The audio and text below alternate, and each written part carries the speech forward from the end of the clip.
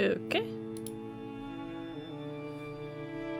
So last time when we were playing, we had climbed the ice wall, we had beat the Frost Primal, who absolutely positively is not Shiva. We met the fairies, who kind of sound like... this is the most recent. Who kind of sound like... Wow, this is loud in my ears. Hold on a second, guys.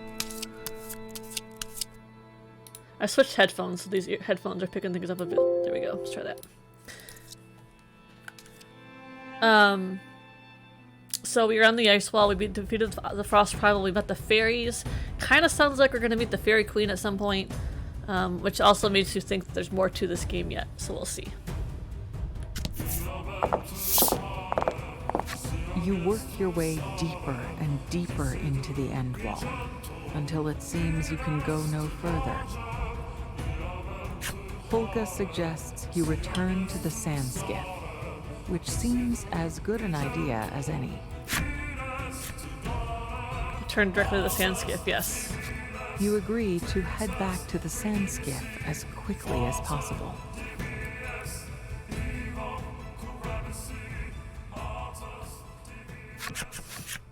You exit the cave to find the blizzard has subsided. Polka ventures a guess that the fairies might have been behind the blizzard as well. Either way, there's nothing stopping you now. You should be able to ascend the rest of the way in the sand skiff. You gaze up at the impossibly blue sky as the balloons inflate, and you gently lift off once more.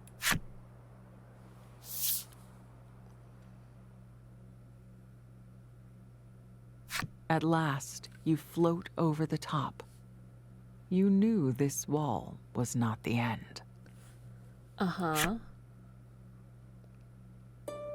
We got an achievement. It's the end of the chapter. I wonder if that means this is the end of the game.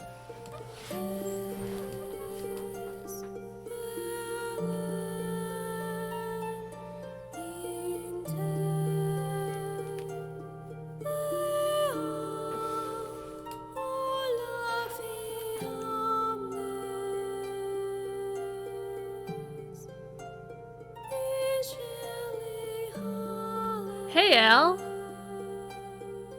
You might actually be here for the end of the game. We're not sure yet. How are you doing?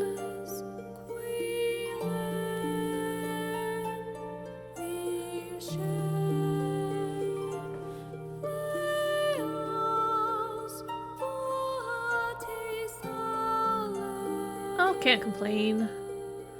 Bit tired today, but all things considered, everything's going well. Chapter 6, New Terra. Alright, this might be the last chapter? Question mark? We'll see. You can now fly on the sand skiff and jump between areas. Select the area entrance, exit, and choose a destination from the list.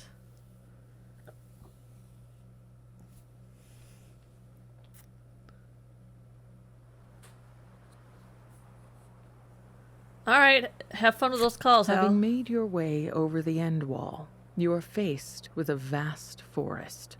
Using a telescope Polka had been carrying, you search for a place to alight.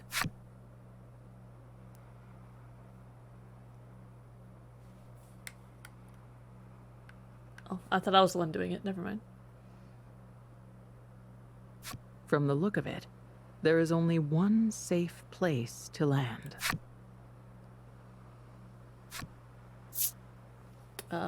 Sure. Kind of looks like a mushroom. There was a ferocious monster lurking in the spot where you were trying to land. The key word being was, because you've squished it good under the sand skiff. Oh, I wonder if that was a mistake. The group, acting as though nothing oozy or squishy has happened, alights from the vessel. Almost immediately, you spot something glowing in the snow. Perhaps the monster was attempting to hide it there. Oh, yeah, I bet that was a mistake. I bet we could have found a different spot to land, and we could have fought the monster for more. Oh well.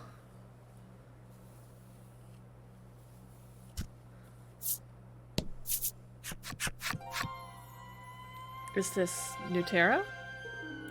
Polka gazes at the surroundings appreciatively.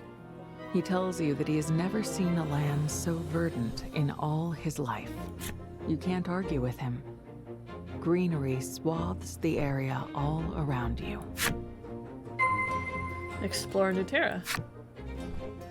The music sounds so happy, which is such a change from this game.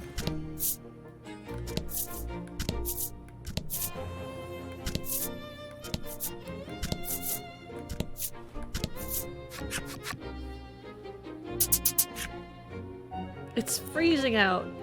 The group shrieks the words in unison. The cold is even more biting here than on the end wall. In no way could people live in temperatures like this. You decide to confer with the others on your next course of action.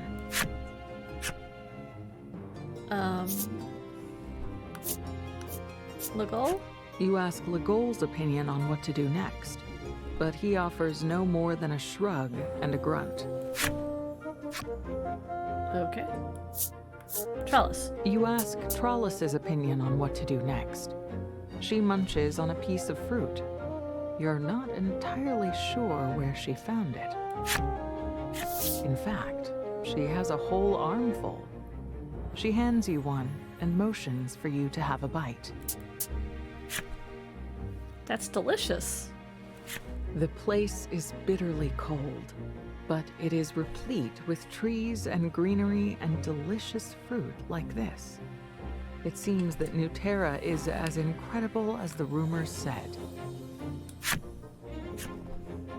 Alright, I guess Polka. You ask Polka's opinion on what to do next. He replies, "While we were flying, I saw what looked like a village. And if I recall correctly, it was that way," he says, pointing to the northeast. The group decides to go with Polka's idea for now, and sets off in the direction of what he thought was a village. Okay.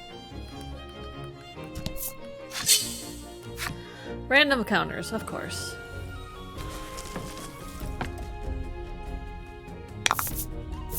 Get him!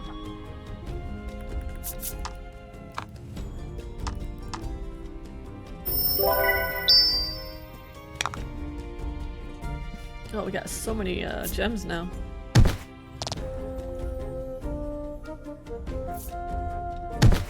Oh, he's almost dead. They must not have healed us after our last boss fight. Duly noted.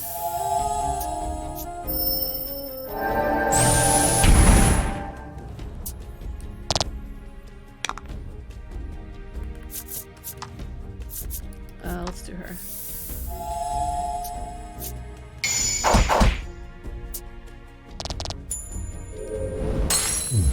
Oh!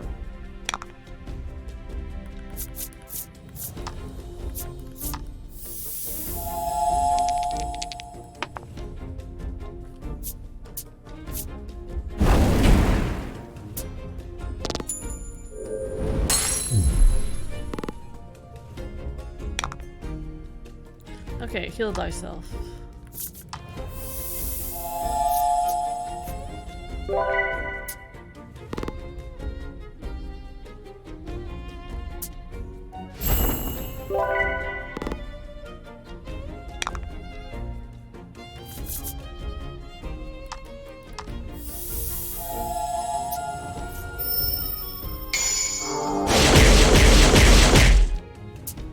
Nice.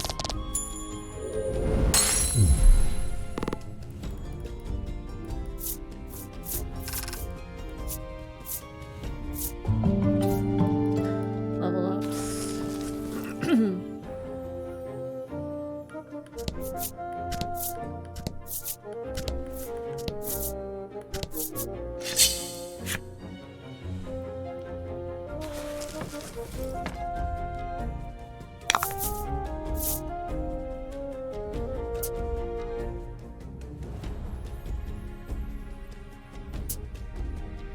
Okay, well they're not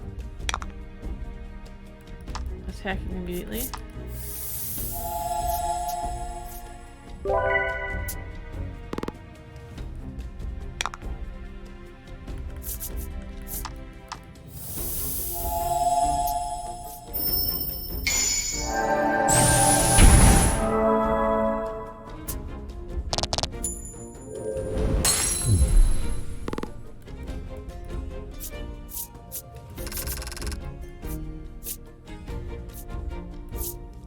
go right. Nice, actually.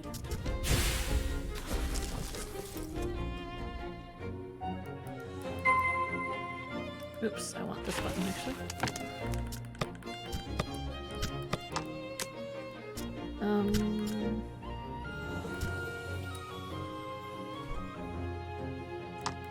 Oh right, I wanted to take an Aqua Rock. It doesn't actually do damage. We'll replace it with the one we just got. Whatever it is. Dryad. Yeah.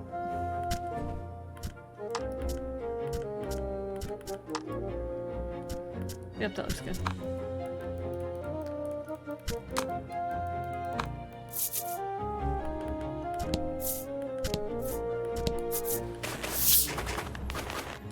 You discover a village nestled in a mass of trees. However, the place is quiet. Quiet enough to be off-putting. For caution's sake, you'd best keep your guard up if you're going to enter. Okay.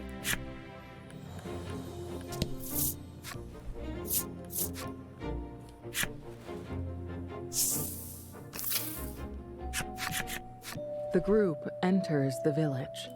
You can see traces indicating the place must have been inhabited, but no sign of any people. The place is still as death, a ghastly atmosphere hanging in the air. Legol seems to be frightened of something. Might he scare easily in places like this? In any event, you want more information. You decide to investigate the village. Okay.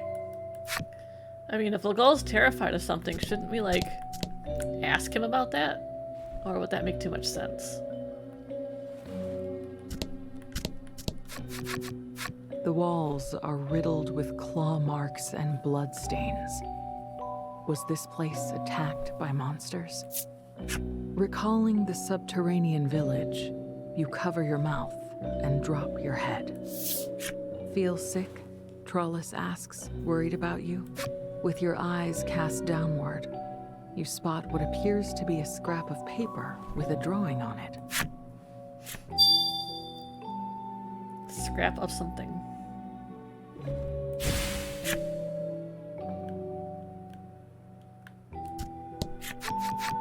This place must have been a weapon shop of some kind. You note a number of still usable weapons arrayed on its shelves and walls. No small number of them look like implements of torture. You and the others give the distasteful shop a quick once-over and decide to be quit of the place.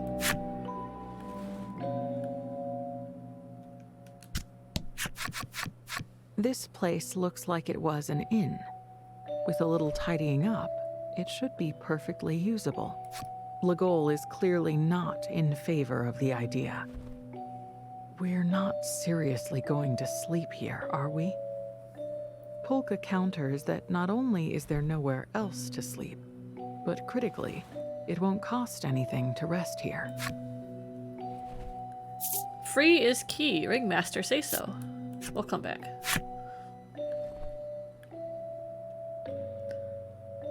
Let's go to the apothecary room. On the shelves, you spy a number of salves, poultices, and other medicinals. Maybe this place was an apothecary. Polka says that several of the items could be of use, so you decide to borrow them, minus the especially suspicious-looking ones. All right.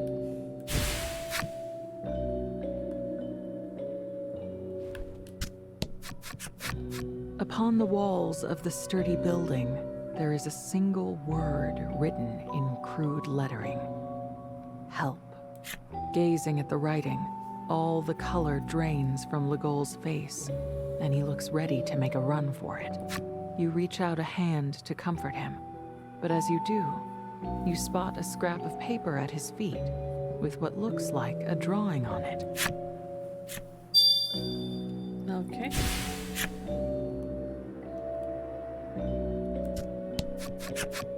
Within the small building, you find some things that look like laboratory equipment, along with a sturdy-looking cage. Legol says, "Let's hurry and get out of here." The fright in his voice is plain. You suppose he really doesn't like unsettling places like this.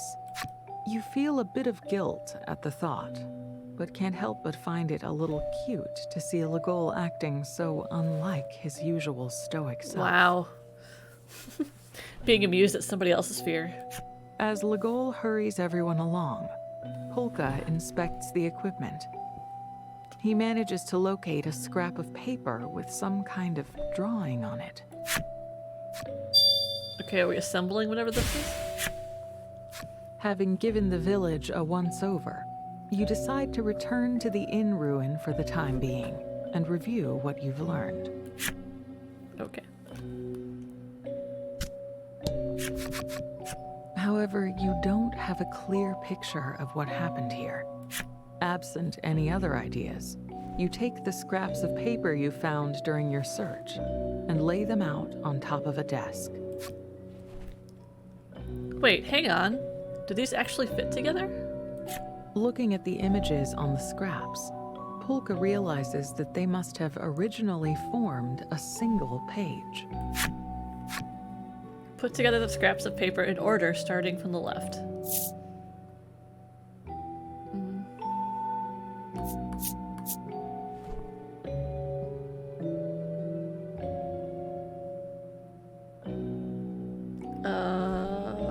Huh?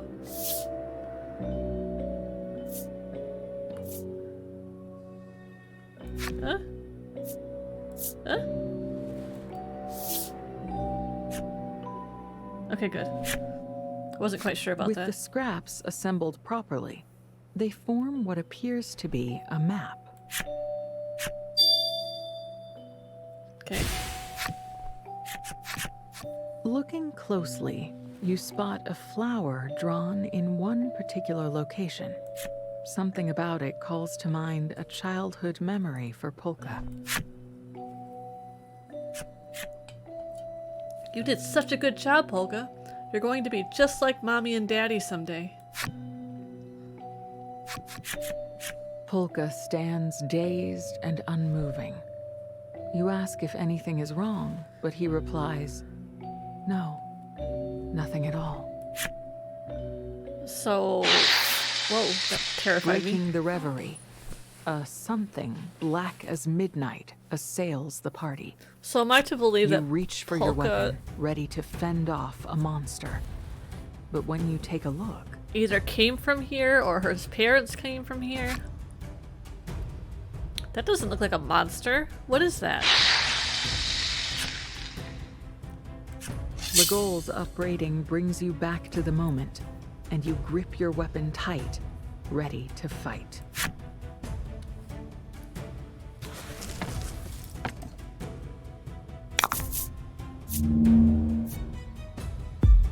Okay. Battle time. Okay. Here, let's just get some more.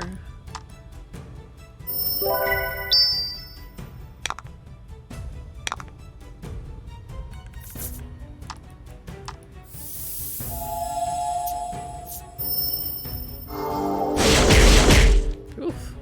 Tanky.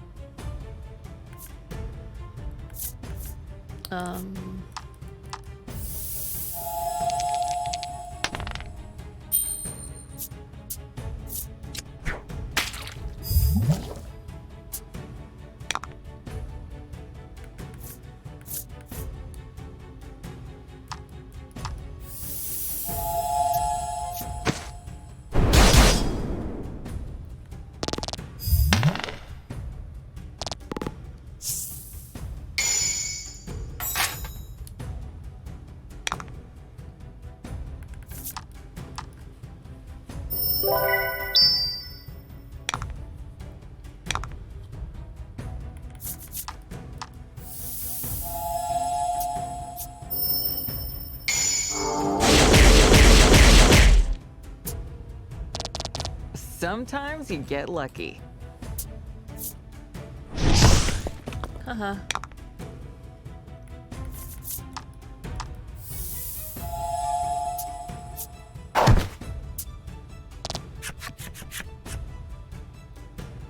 ARGKGLKH29RSKY32. The monster-like thing's attacks are ferocious. Like darkness come to life. It steadily wears you down. This thing's weird. Trollis seems to be feeling the same unease you are in regards to the creature.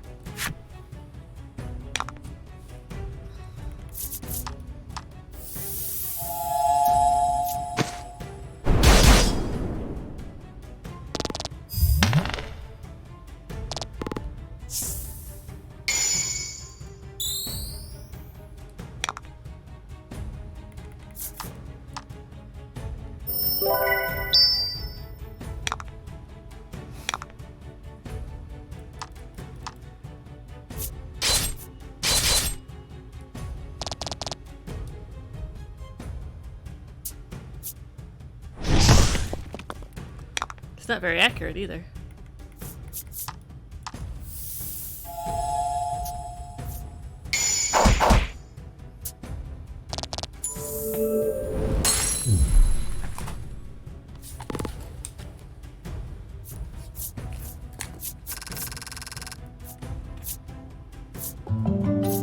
Level ups.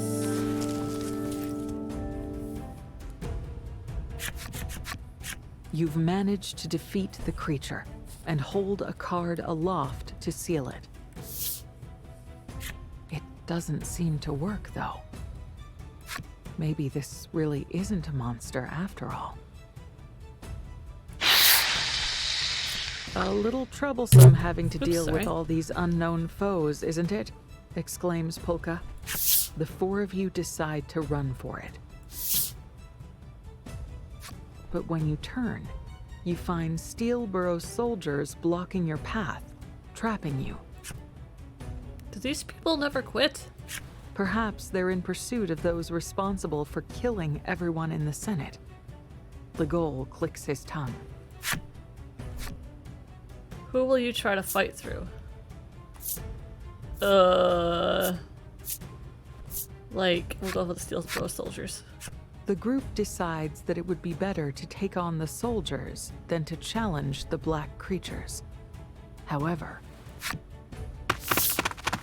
oh, they're here for the creatures. the Steelboro soldiers ignore you and start to fight with the creatures.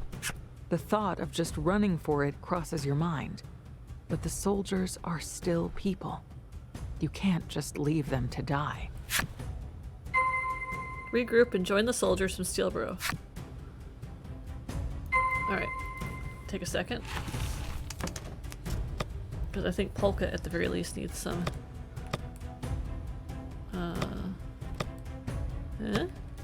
Own cards. Items.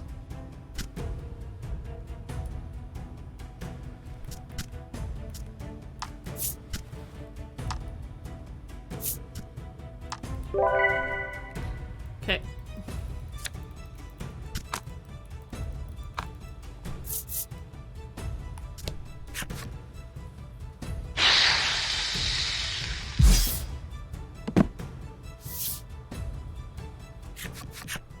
The soldiers don't wait for your help and manage to bring down the shadowy creatures. Polka shouts his appreciation to the soldiers. Thank you so much. They turn to look at you and Polka, and with a nod, they attack you this time. Okay.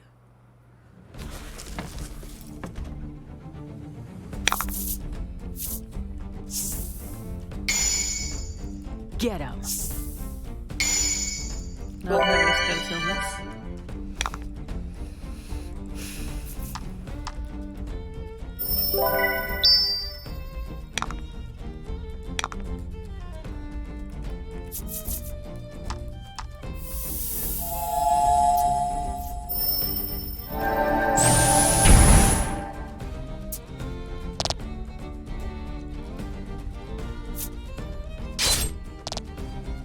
They're not very strong, at least.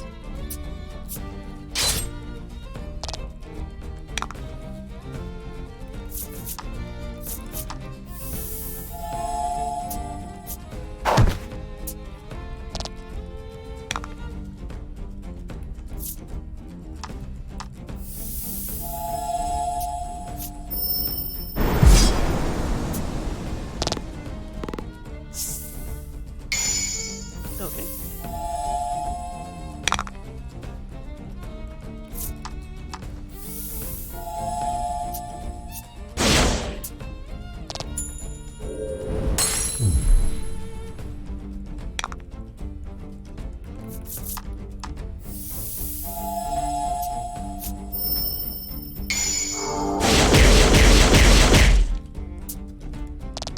Beautiful.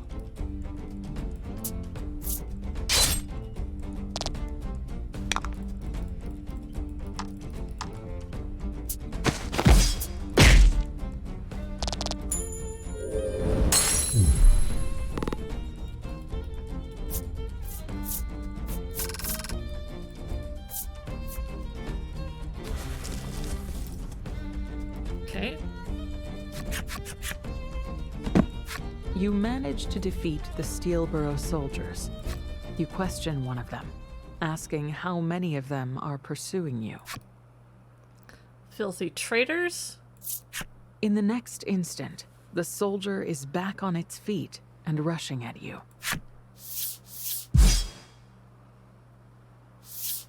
Legol turns to you.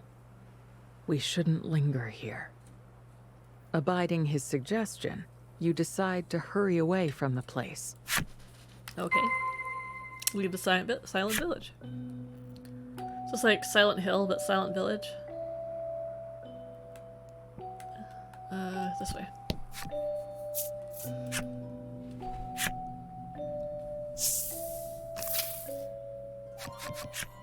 You decide to ask your friends what to do next.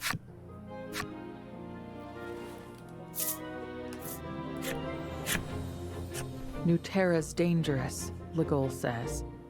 Now that we know, we should just go back. You know, Legol is being awfully hesitant about Nuterra. I think he knows more about this place than he lets on. You can't deny the truth of what he's saying, given what just transpired in the village. Nonetheless...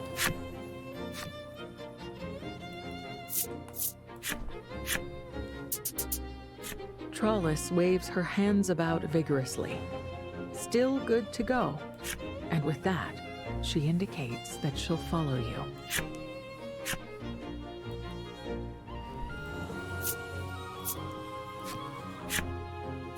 We should press on through Nuterra, says Polka. He is curious about the mark on the map, thinking of the Guru of Lightville and her claim that what you seek would be in Nuterra. You tell the others, I want to keep exploring Nuterra. You're curious about Polka's reaction to the mark on the map. Fine, but I'm going back after we check that spot out, Legol says, with no attempt to mask the displeasure in his voice. Polka looks carefully at the map and determines that the mark indicates a location north of where you are, between snow-capped mountains. For a guy who swore to, tag along on this journey, he's awful hesitant to be in here. Just saying. Ooh, that was quick. As you trudge through the snow, you hear a muffled thwop somewhere ahead. The sound of snow falling from the trees above. The next sound you hear is the crick-crack of a strained branch above your head. Uh-oh. Roll to see how much damage you take. A 4 or greater might even get you out unharmed. 4. The party leaps out of the way in all directions. You hear the heavy thud of a pile of snow behind you. It would have buried you if you'd moved even a second later. You look back at the pile of snow and see that the branch sticking out of it has some fruit still attached. Pleased at their good fortune, everyone tosses a bit of the fruit into their mouths. It's hard, but edible. Alright. Rather than taking a damage, we actually healed some. Treasure chest. Money. Apparently they still deal with the same currency up here in New Terra.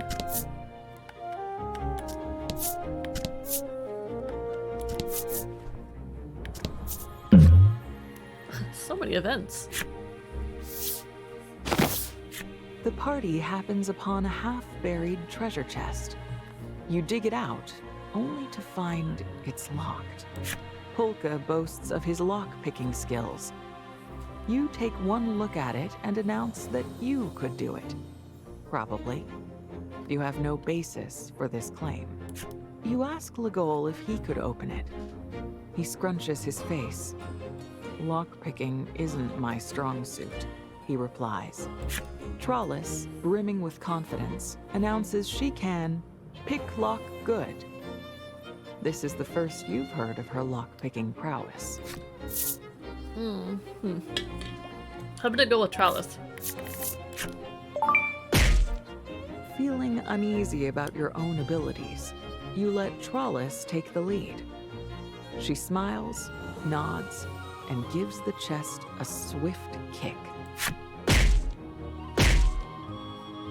Again and again and again she kicks. You can't get a word in edgewise, so you swallow your advice and leave her to it. You notice the chest is now shaking on its own between kicks. The lid flies open and out comes a monster. Okay.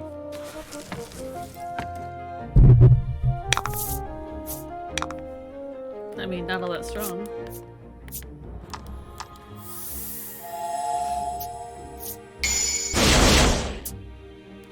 Beautiful!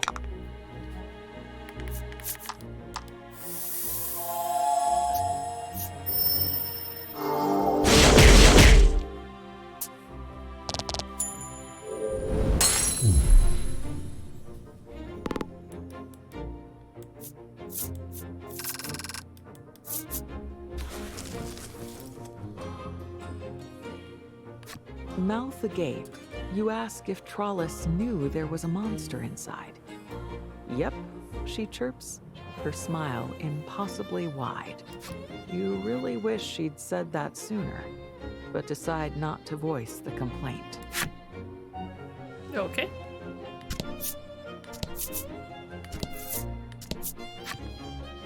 Hail, you there!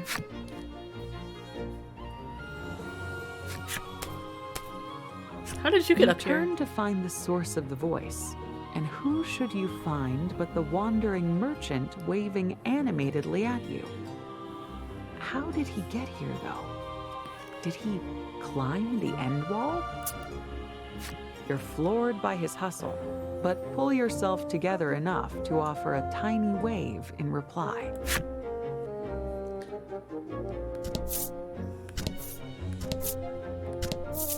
Okay. We can at least check for weapons and stuff. The merchant's eyes are starry and bright. This is his first glimpse of New Terra. You ask the man how he managed to scale the end wall, and he raises two bloodied palms to show you. Why, it seems as though he climbed over himself in pursuit of your group. He laughs off your surprise. It was nothing. Not when there's business to be doing. Okay, that partially explains why he's here, but why the rest of his camp?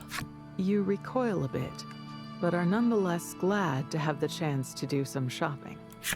Like, there's like a whole entourage of people here. Did they all climb?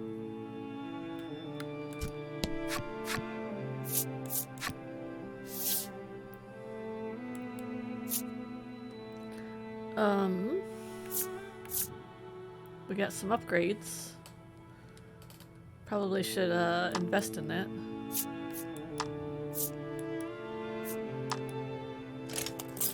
These are always so pricey though.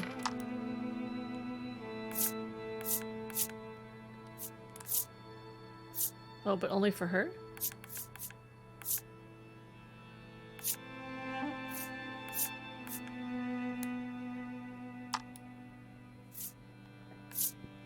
hold up. Let's wait on Polka. Oh, okay.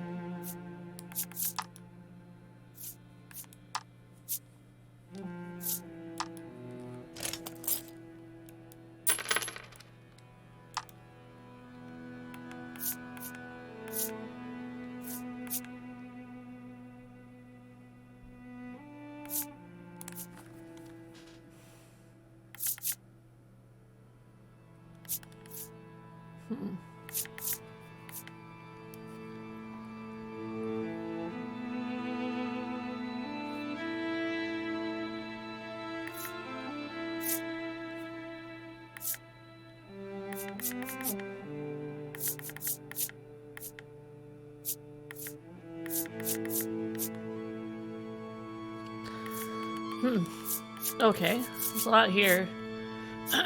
Too bad we can't afford most of it. Alright, let's get some... Let's get some of this for trellis.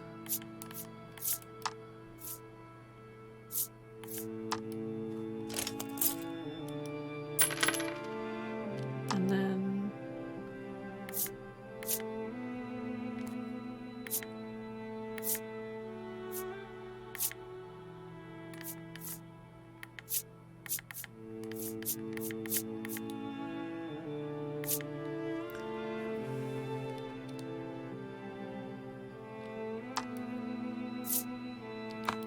Okay, that's probably good for now.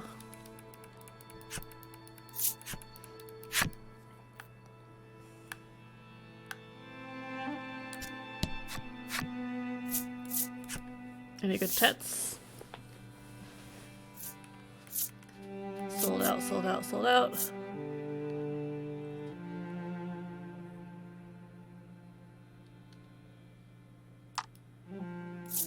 Okay.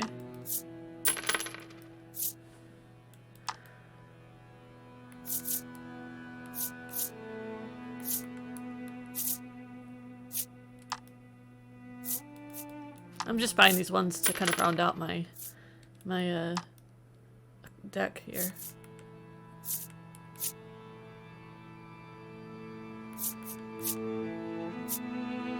Alright, that's good enough for now. We don't want to totally bankrupt ourselves. Alright, let's go ahead and head out.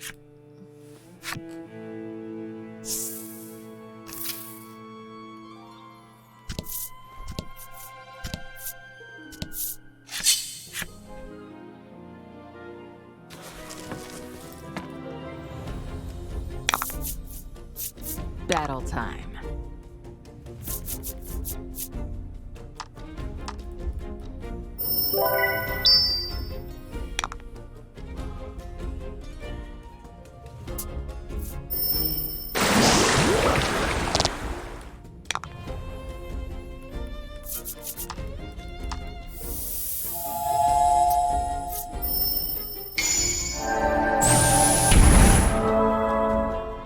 Okay.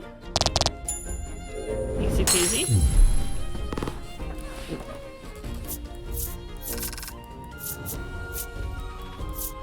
We'll go far left. Oh, look at that 5-star. Nice.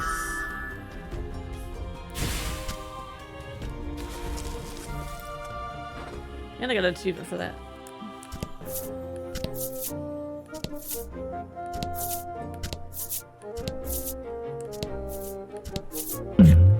An event.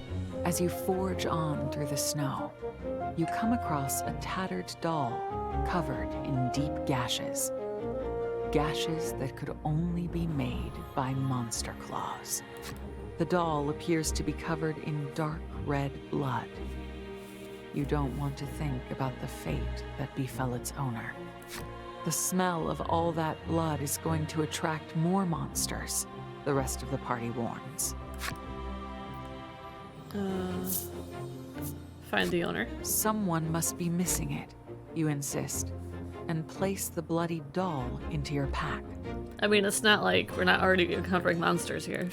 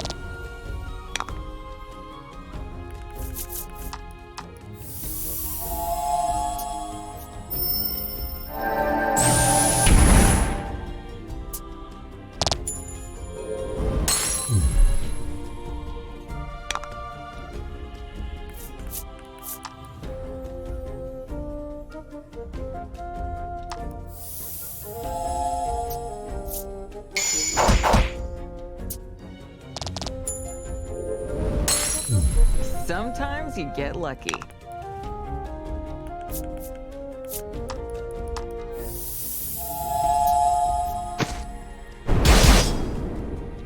Overkill, but that's okay.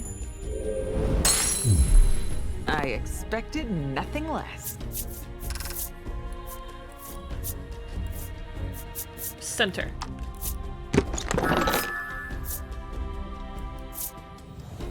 I've already got that one.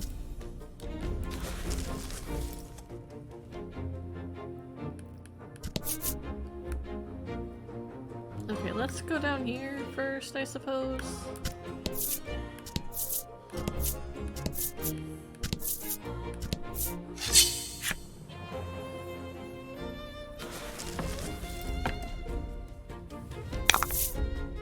Get him.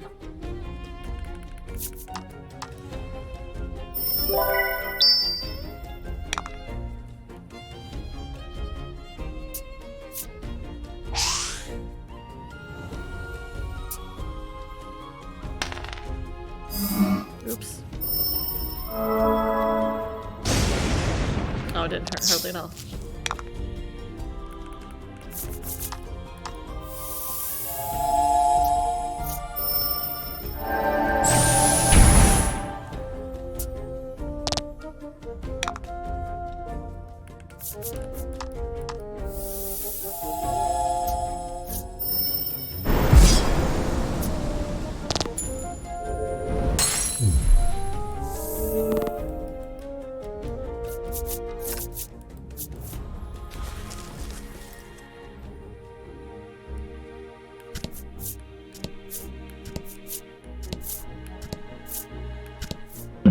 Treasure chest.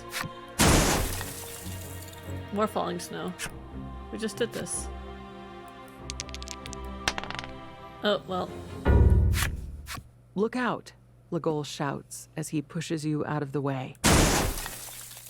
Ow. You rush to free him from the snow and extend your thanks. He's clearly taken a hit, but takes pains to make sure you're unharmed. Let's get out of here, he says. 10 damage.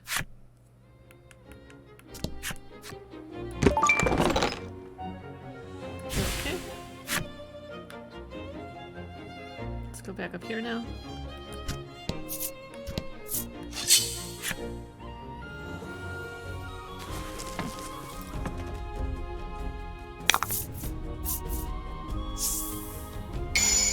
Double XP.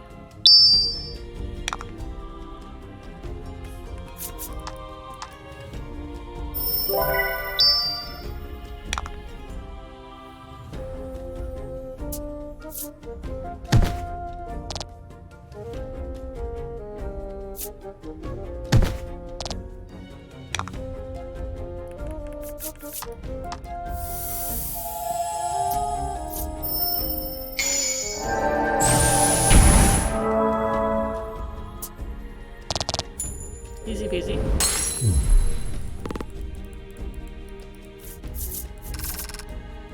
That's a lot of XP though. Right.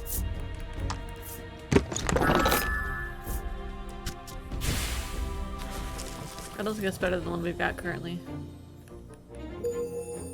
But we got Mage Moss enemy story.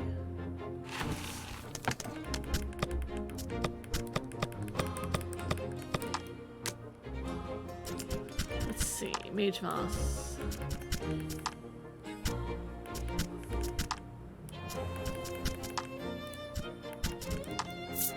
A temptress called the Queen Ashwing lives deep in the forest. The powdery scales she spreads about enthrall humans whom she takes to her nest. Troubled is the queen. The scales her wings shed never cease to captivate humans. Today, too, must she gather food for more hungry mouths to feed.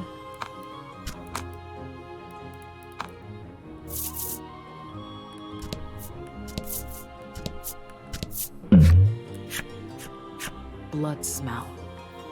With those words, a monster appears before you, nose twitching.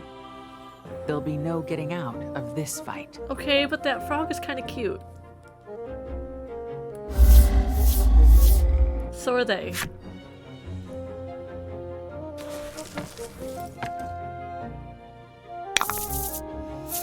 To battle.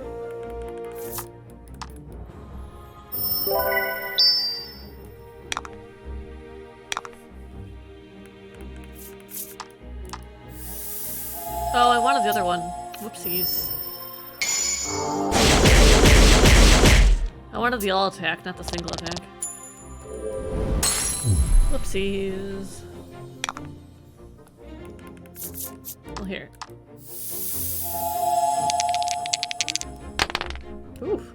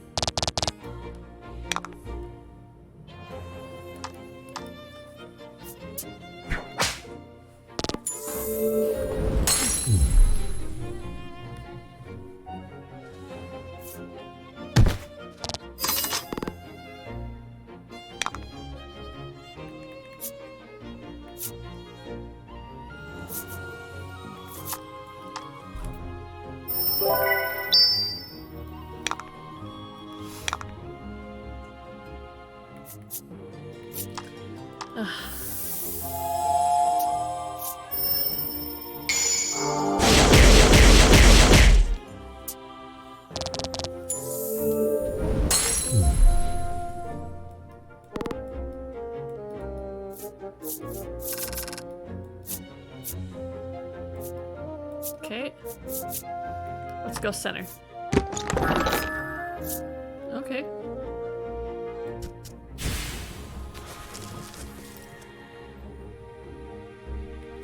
There's no doubt about it. The bloody doll scent attracted the monster. You'd better find its owner before it draws any more bloodthirsty beasts to you, Oh, those weren't hard at all. even if it means leaving the doll by a corpse. The party silently watches as you place the doll back into your pack. Everyone knows what must be done. Don't be so dramatic. Supreme Self? Looks like we're going up here-ish. Man, there's a lot of here, isn't there?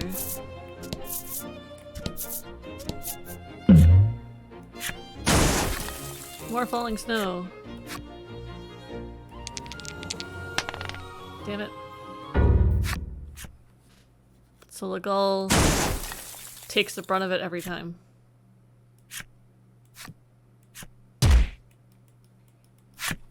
That's fine, he auto-regens anyway.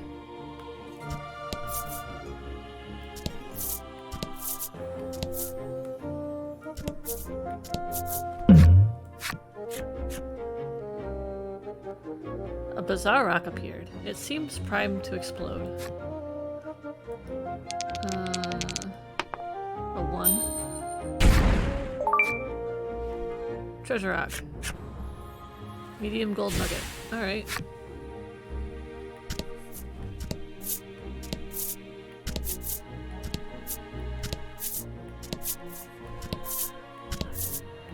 Oops.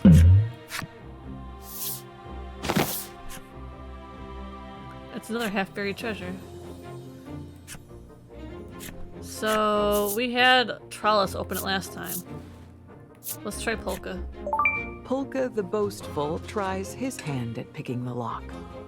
If you're honest, he looks like he'd be great at this sort of thing. Polka quickly inserts 2 needle-like implements into the keyhole and begins moving them around. His expression sours.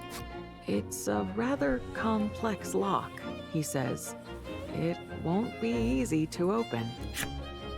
30 minutes later. Finally.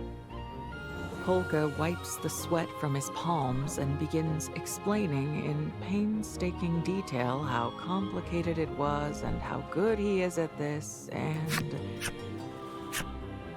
Okay.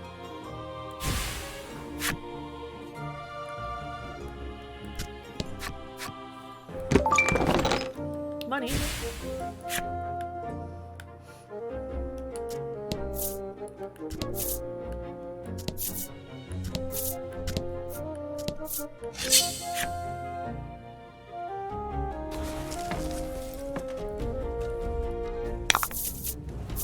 Battle time.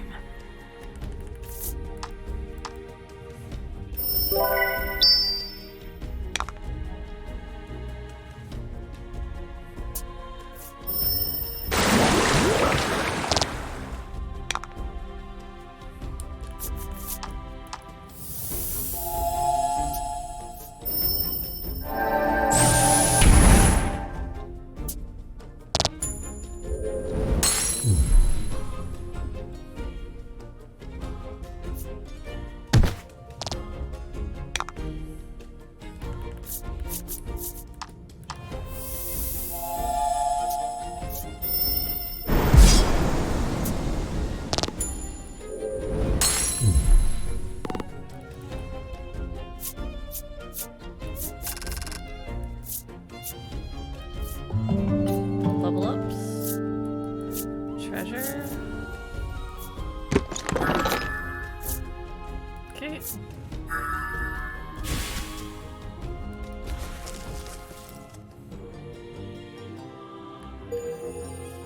We got Undine's enemy story.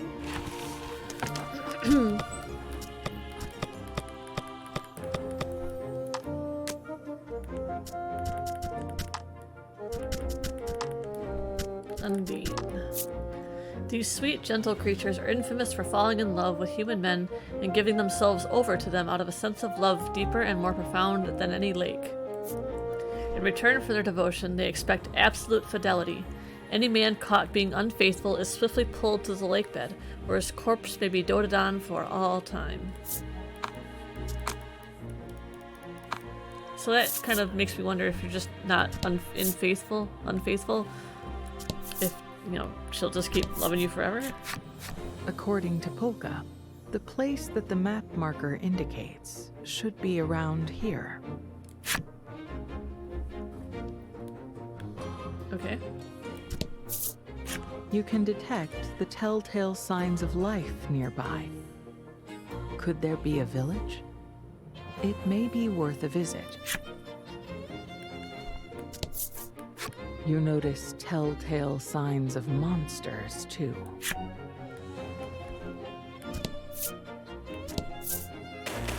Monster Town. To your surprise, you realize that there is a settlement of monsters just ahead. The mark on the map looks like it's pointing to this village. It seems like it could be dangerous to approach. Enter. You say that you want to go into the village, but Legol stops you, insisting that you need a plan first. However, with uncommon zeal, Polka suddenly bursts out, "Please, you have to let me investigate the place." He explains that the mark drawn on the map looks much like his mother's hand. You truly do want to agree to his request, but it would be reckless to a fault Oops, let's if you keep just this on. marched right in without preparing.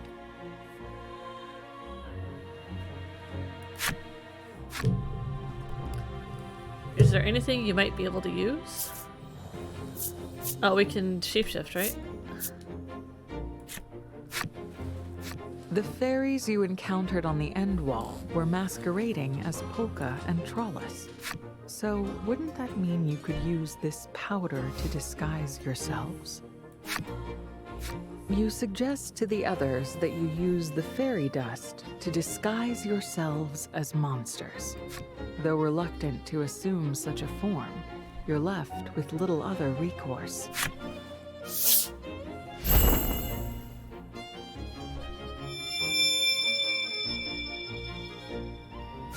You and the others use the my fairy God. dust and Look at Polka. transform into monsters. Look at Polka. He looks like Beaker from the Muppets, only not orange.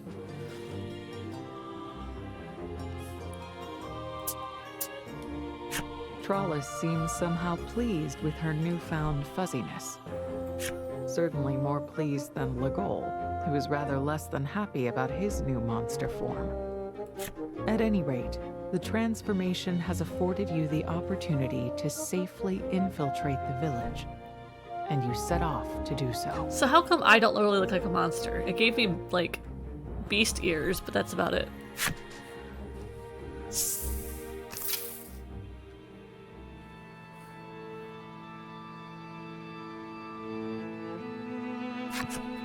It looks like no humans live in this village.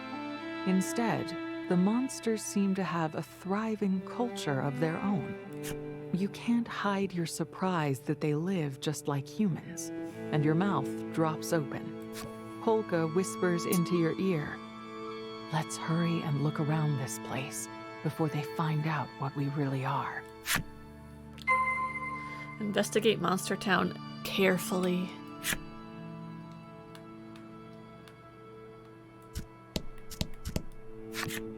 The monster offers you a ball and says, "I'm much too noble.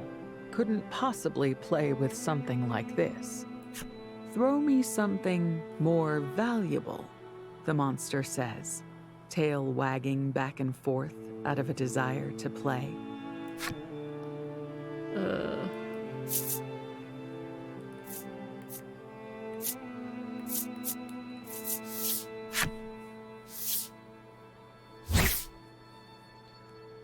"Here, fetch," you say, throwing something from your pack.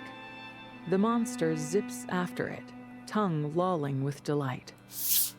The monster returns quickly, something clutched in mouth, but not what you threw.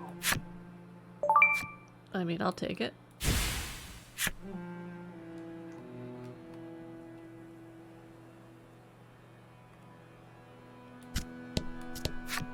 The monster running the inn can sing a tune so sweet, it seems it'll have you sound asleep in moments and dreaming sweet, rejuvenating dreams. How about a nice rest? Someone calls as you approach the inn. Nah. The monster running the weapon shop explains that they sell weapons stolen from adventurers.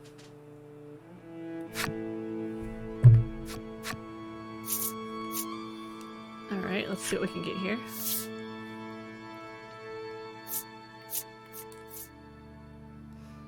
Everything is so expensive. Dark mail. Man, all this stuff is good, but I can't afford anything except like one thing. Let's get Trellis a new weapon.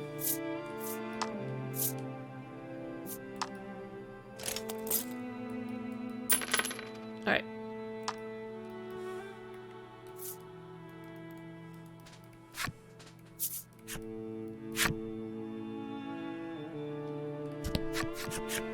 "I'm so hungry," the bone monster says, theatrically patting the void where its stomach would be.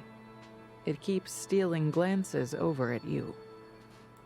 Polka signals to you with his eyes to just ignore it. The creature is clearly fishing for a response. Trollis, however, takes the bait. "But no stomach?" Great. "That's right," chatters the monster with delight, its joints cricking and cracking. "That's why I'm so hungry. It always goes right through me."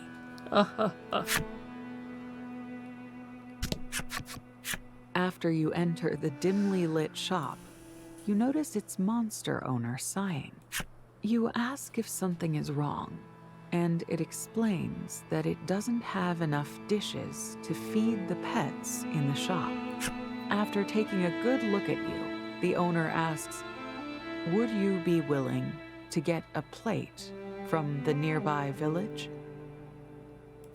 You don't especially want to help a monster, but Polka convinces you by saying, "It probably wouldn't hurt for us to ingratiate ourselves to the locals." Find a plate in the Silent Village. I mean, okay. Let's go ahead and go do that real quick.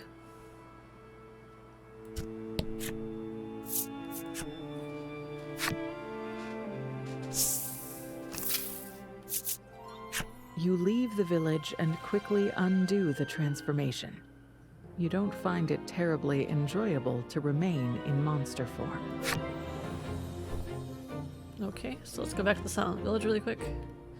Which is all the way the fuck down here.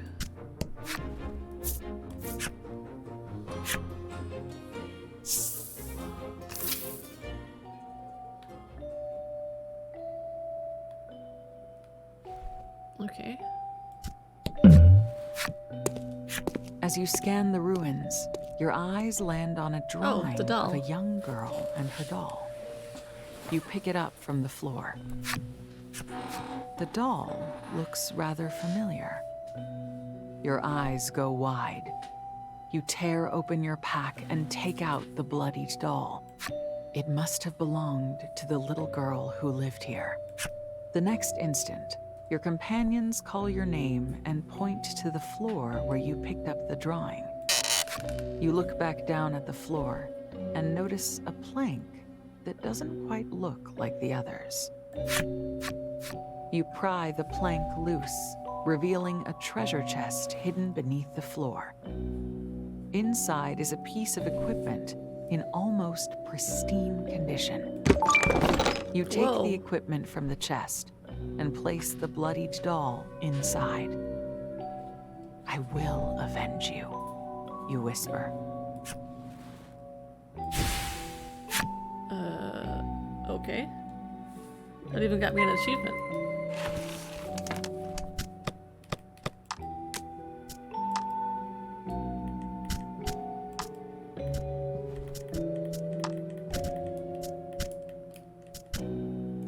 Guess she can't wear it.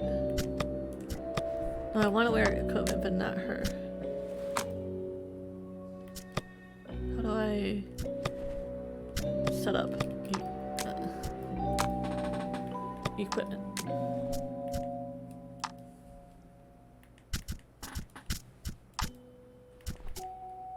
Wow. That's one heck of a piece of armor. Alright, I gotta be right back. Just a second, guys. Won't take but a second. Sorry.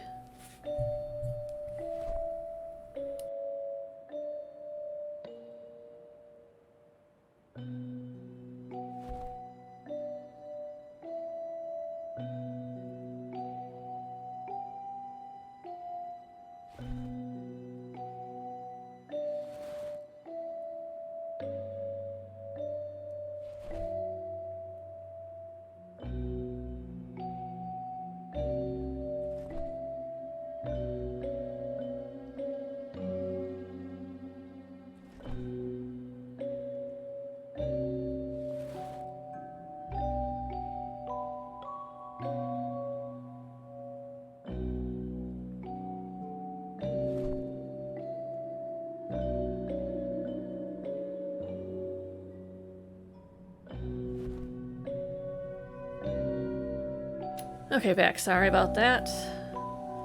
Cats, man. Alright. So we just got this killer armor. Oops, did not want to do that. Confirm.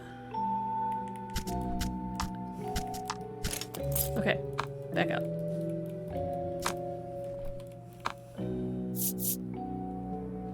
So we're here looking for a plate. Some of the weapons on display look like tools of torture. Legol says, "We've searched this place enough. Let's go." Okay. Still looking for a plate. This ruin looks as though it may have been an inn. Unfortunately, there isn't a single piece of dishware to be found. They must have all been taken already.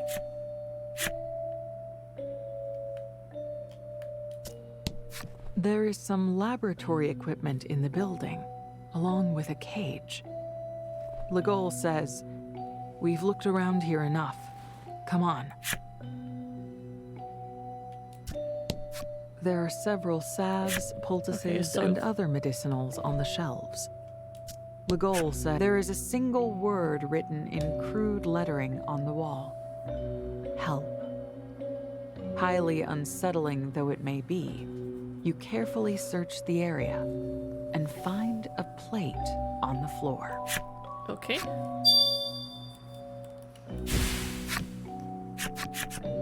Trembling, Legol says, "We got what we came for. No point sticking around any longer." He's not wrong. You could be attacked at any time by one of those shadowy creatures. You all agree to hurry back to town. Okay.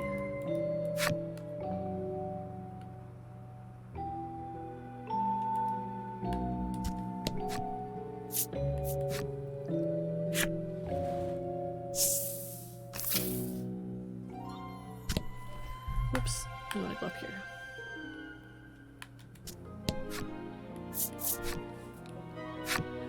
You use some of the fairy powder to change form into a monster and slip back into the town of monsters.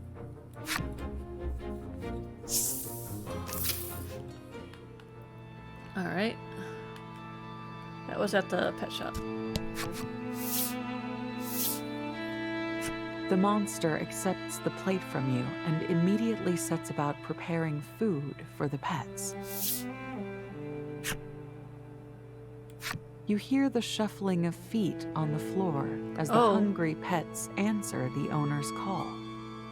But then you realize what the pets are. Humans. Eat up. You're all very, very important gifts, the monster coos with a smile. Oh dear God. We gotta continue exploring town right now. You might want to help the humans, but it would probably be best to do so after looking around town some more. Yeah, we don't want to lock ourselves out of here yet.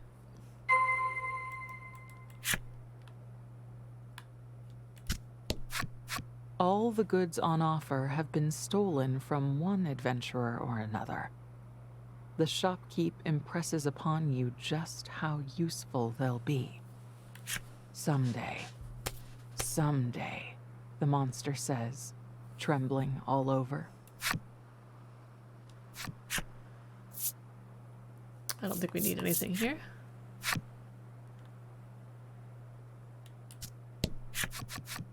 "You're not gonna win contest like that," one of the monsters says breathlessly. The trio seems worked up about something.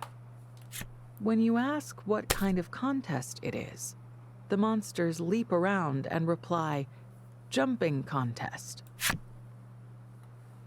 Okay. With starry, lovelorn eyes, the sprite says, "How I wish to see him again." Upon hearing the details from her, you think the object of her longing sounds a bit like Legol. "Ha! As if," the monster snorts with laughter.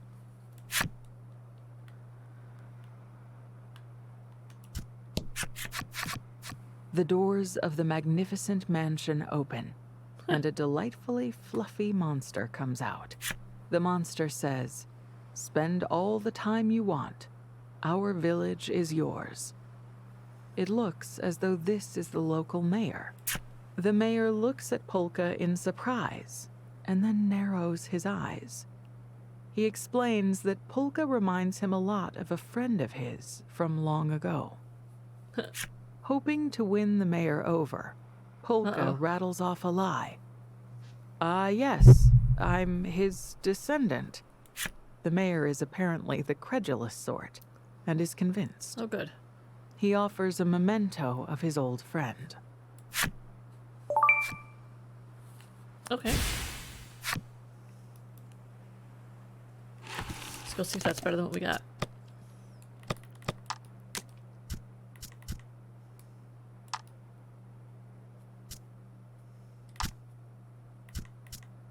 Oh, we've already got 2 thunder staves. We're good.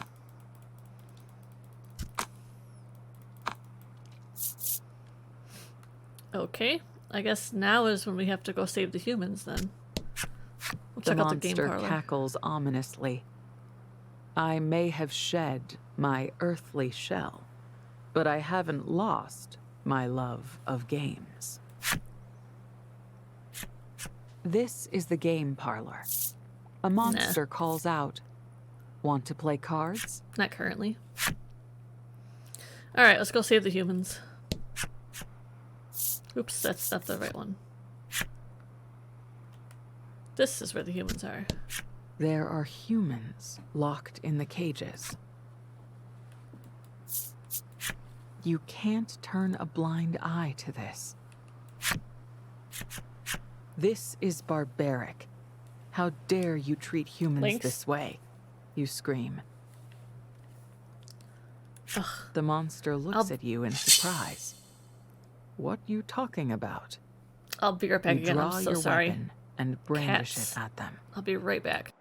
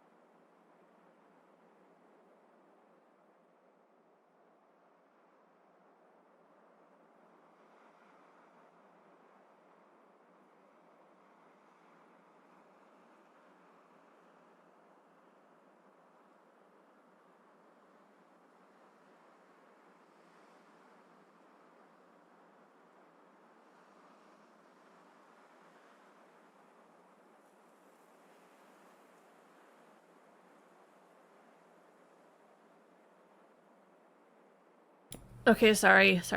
We just got new furniture yesterday, and we're not entirely sure how our cats are going to react to it yet. In terms of, like, you know, not clawing it up and stuff. Okay, so we are threatening the shopkeeper to free the humans. Got it.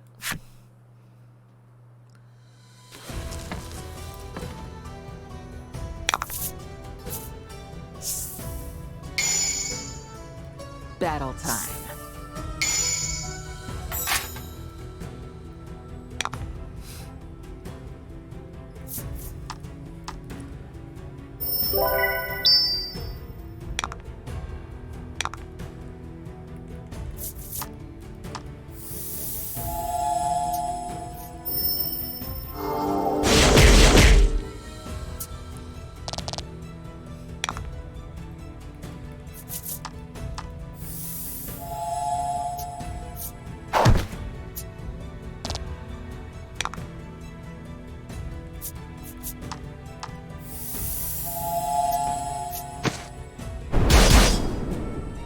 Easy peasy.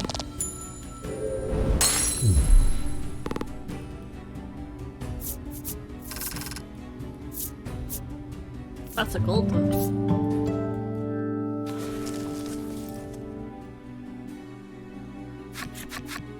You've managed a clean victory over the pet shop owner. Your conviction is renewed that monsters are beasts to be despised for the suffering they cause humans. The people freed from the cages look terrified and are unable to even speak. Well, now what? Says Legol. Your reply is cool and composed. We have to take down all the monsters in town. It's the only way. Polka agrees with your assessment. We'll be found out before long, and there's little else we can do to save so many people. In a tiny voice, Legol replies, "Yeah, right." He looks out of the shop window and surveys the town. Defeat all monsters in town. Okay.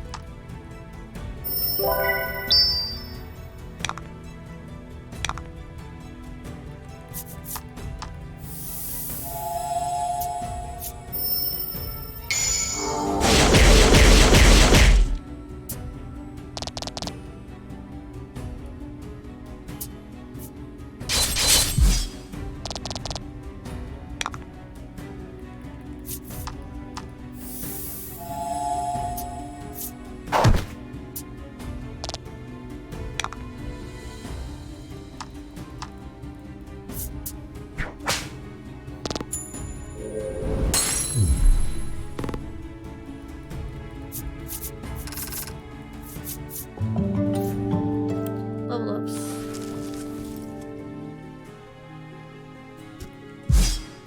Okay.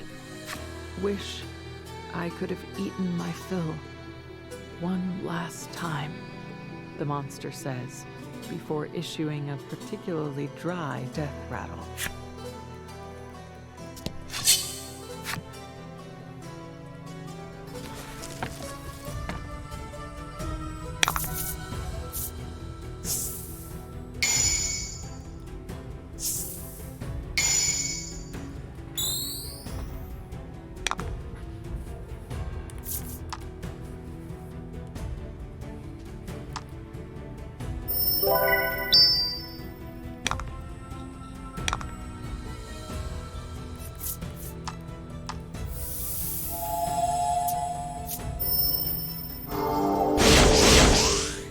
Oh, jeez. Alright.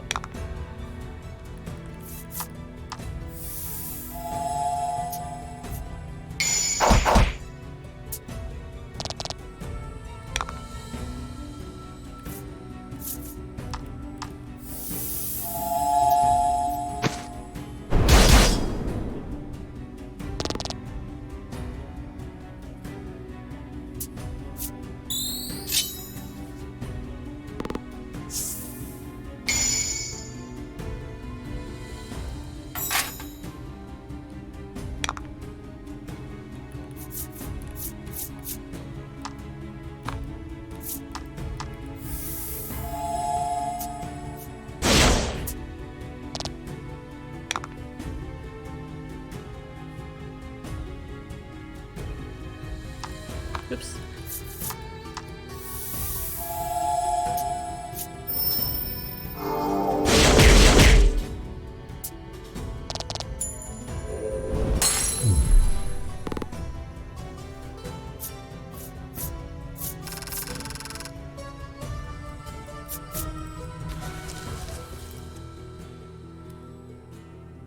Maybe poetic justice, the Yeti says. These words are its last.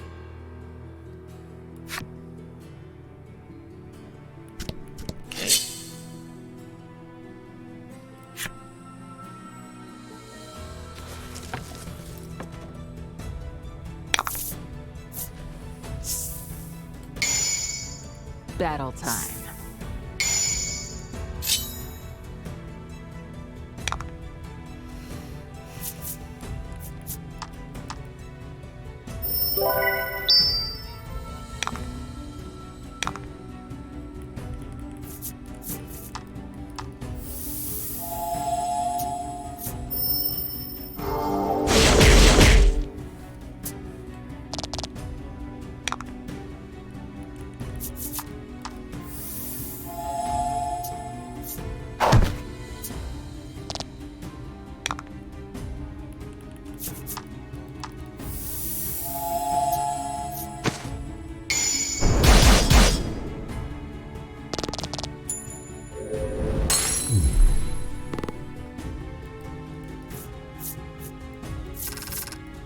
No money. What the fuck?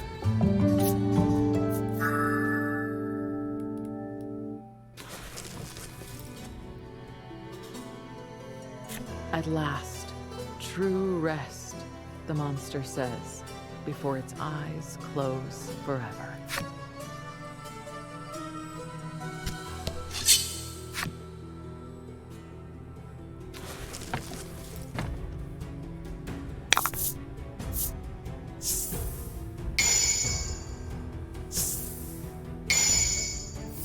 Okay.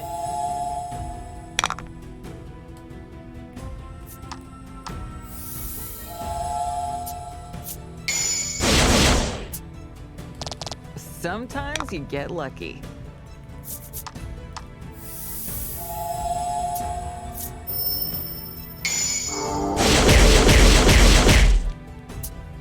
I kind of wonder how much of the game is left. Like, I still haven't gotten like any sense of like what the ending of this game is going to be like yet. And I don't think slaughtering monsters in the town is it. The monster lets out a clipped whine and then lies down for the last time.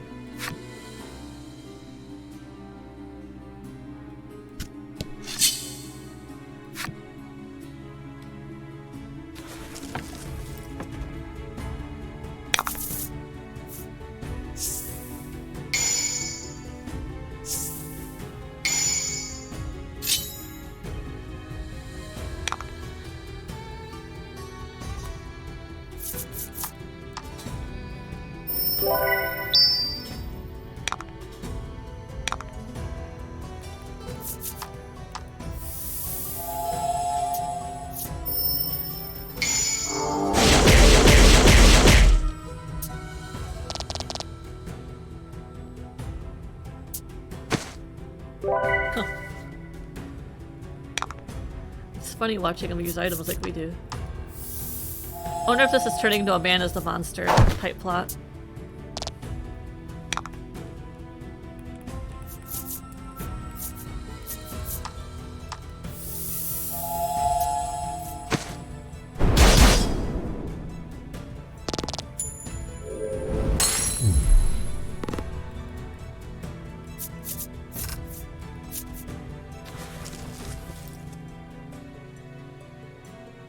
I'm going to die without my revenge, the monster says, its final words oozing out before it passes on.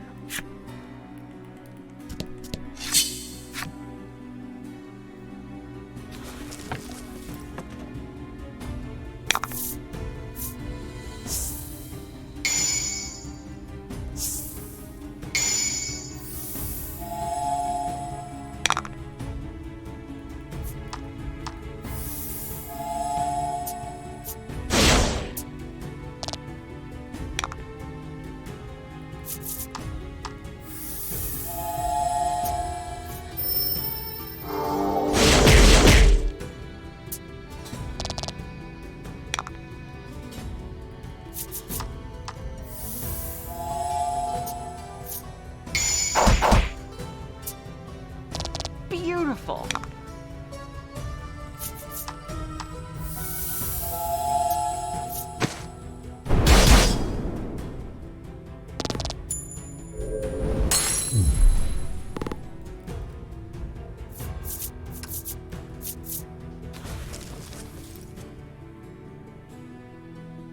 I've already lost my body. I know when to fold, the monster says, before giving up the ghost. Giving up the ghost, because it was a ghost itself.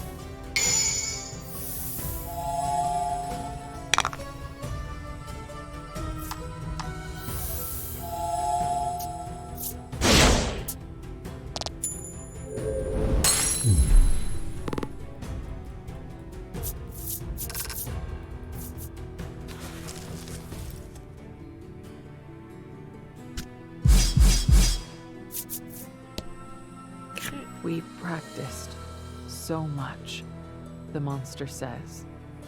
They have hopped their last.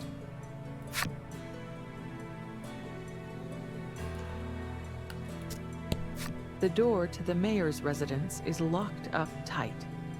You should focus on dealing with the monsters outside first. Okay.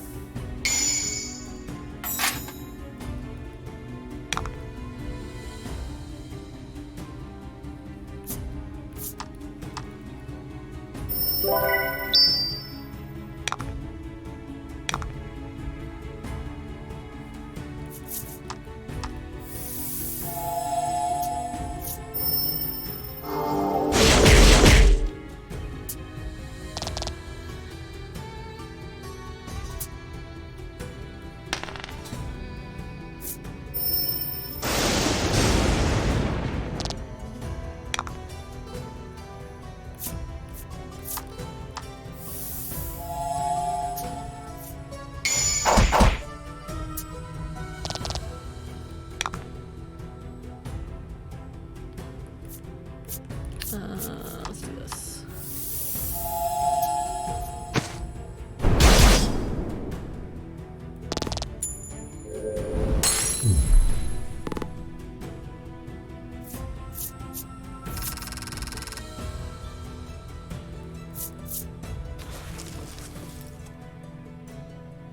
Okay, just the mayor now. I wish I could have seen him one more time, the monster says before issuing its dying breath. It looks like you've defeated all of the monsters in the village. You decide that there's no longer any need to remain in monster form and undo your transformations. But at that moment, a giant monster stomps up to your group. Did we just not see this? I'm not letting you run amok any longer. The monster's teeth gnash in fury. Seeing you and Legol has jogged something in its memory. You people from Subterran Village. Your eyes go wide hearing the creature's words. Oh, it is. You remember that scar on its eye. It can't be. Was this the monster that attacked the subterranean village? Maybe this why I came back alive, to avenge friends you killed. Never would you have imagined you'd run into this monster here. You grab your weapon and let out a guttural scream.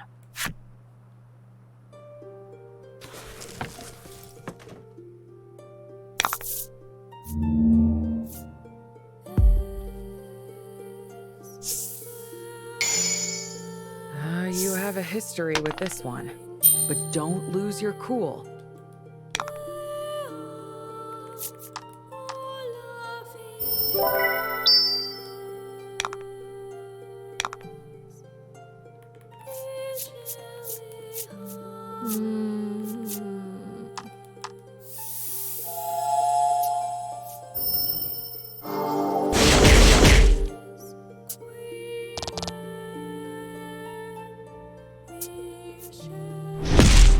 Oof, okay.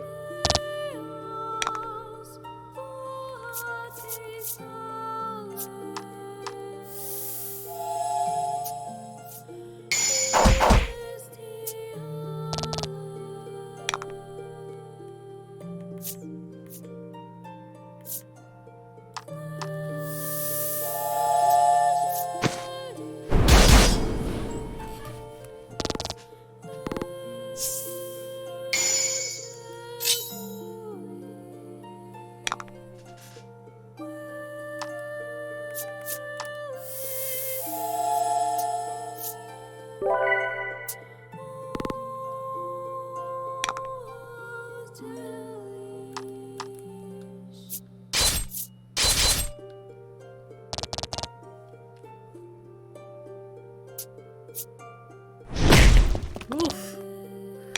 Calm down, sir. Sir, calm down.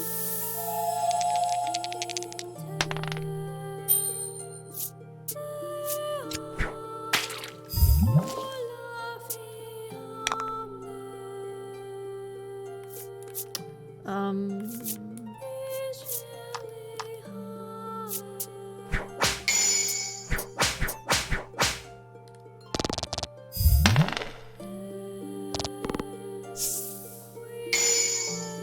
No, enemy defense goes up. Just what it doesn't need, really. Alright, we're gonna use an item real quick. It's on him.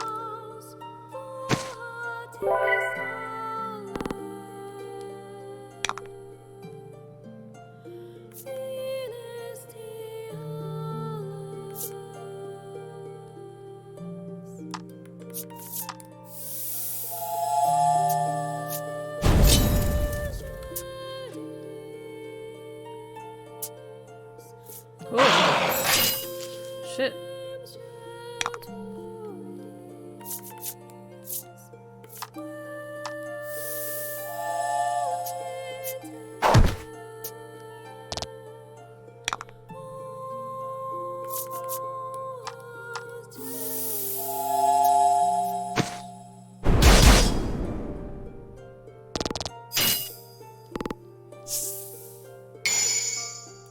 No missing.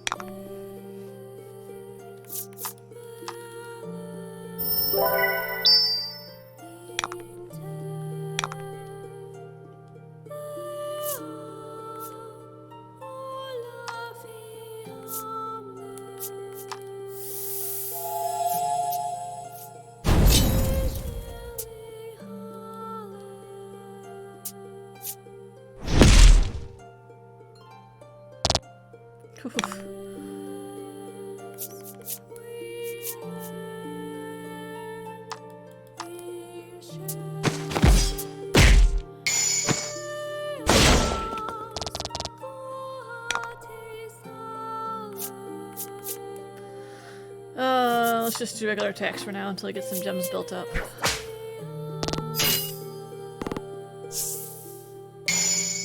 Oh, there's some gems. Nice. Alright, heal yourself.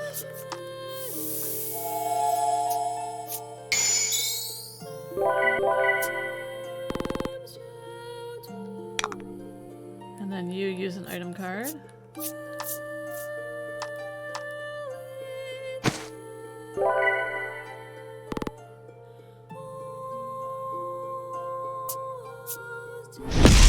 Oof. We just lost 2 dudes. This kind of sucks, guys. We're good though. Probably? Question mark? Hold on. We have a thing for this, I think.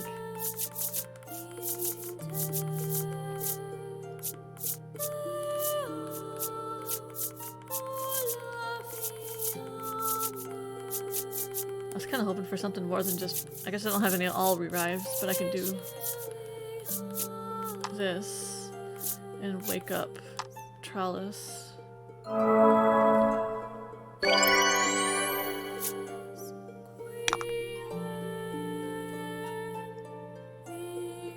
And then...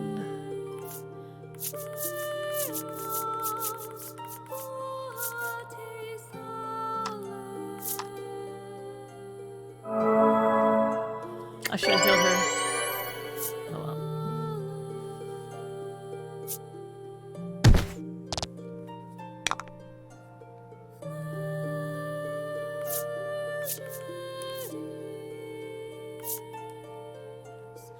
How long does this attack up last? God damn.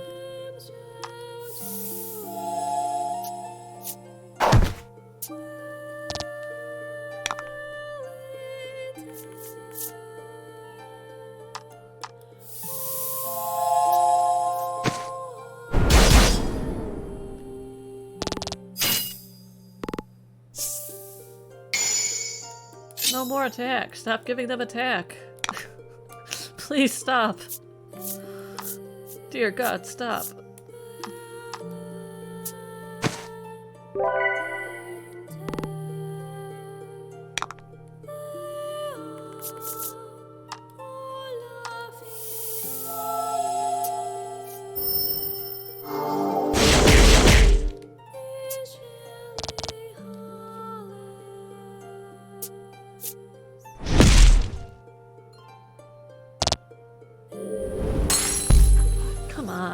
Really?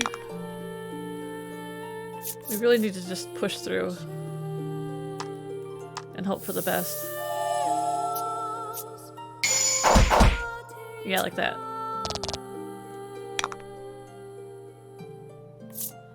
Okay, let's hit him up so he gets the XP as well. And the next person can just... God damn it. I don't want to use all these Supreme Explosives, but... Here we are.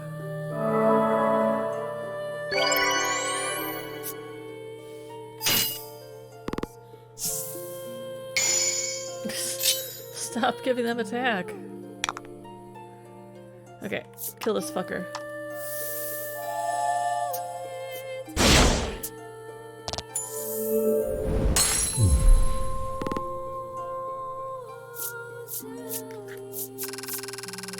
Alright. Level ups everywhere.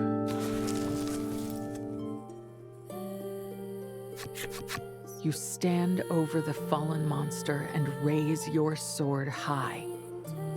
This is for everyone you killed. Looking at you, the monster speaks in a soft voice. What you did here, any different? Yeah, this is a man is the monster type story. The scarred monster destroyed your home. And now, you've destroyed its. Shut up, says Legol. He steps forward and thrusts his sword at the monster in your place. You shake your head and stop him. You know you have to do this yourself.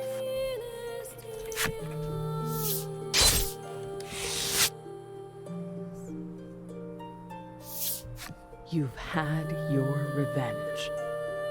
Maybe killing this monster was the whole reason for this trip. Yet the monster's words stick with you, like a tiny bone lodged in your throat. Legol notices you brooding and speaks, his voice full of concern. Don't let it worry you.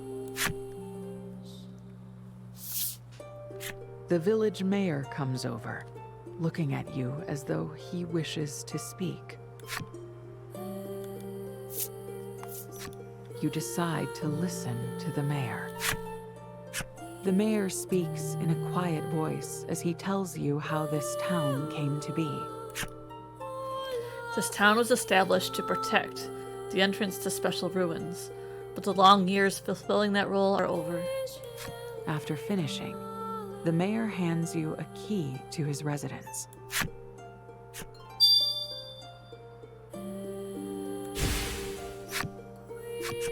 He explains that the entrance to the ruins can be found in the basement of his home. There is something there, a truth you ought to know. Okay. He continues, now my duty is done. Will you kill me quickly? I miss my friend. It's time I go to him.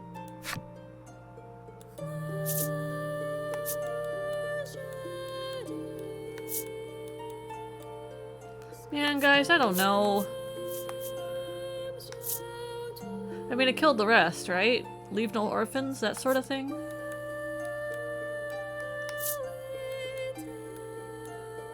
We'll do it. You bring down your sword on the monster. With a final word of thanks, the mayor dies.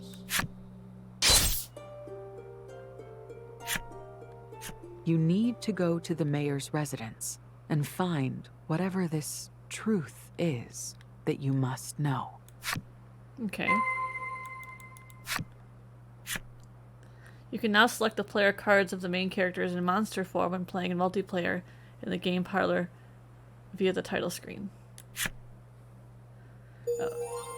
We got Scarred Monsters Flipside Story.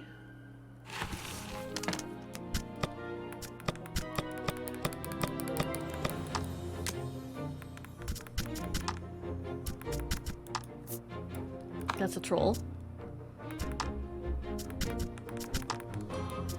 Scarred Monster.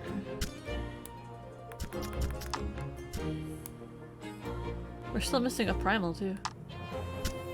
Presumably. Where the fuck is he?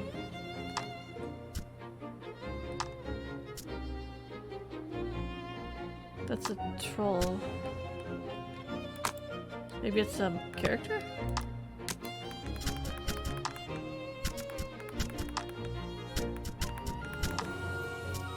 Oh yeah, sure enough. We will take from them their food, their land, their loved ones. We will take from them until they are eradicated. We will take from them their food, their land, their loved ones. We have to before they do the same to us. I mean, kind of true, right?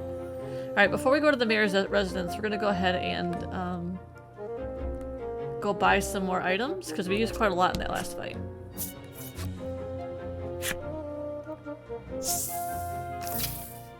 Oh, the market's here.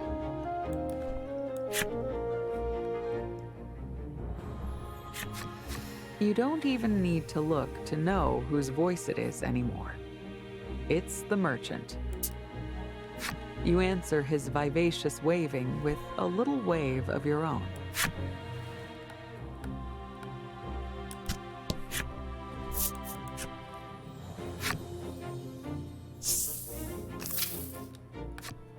The merchant looks stunned at the state of the town. He puffs up his chest and says in a gallant voice, "We'll see to the safety of the escapees. Human resources are what makes business possible." Human resources.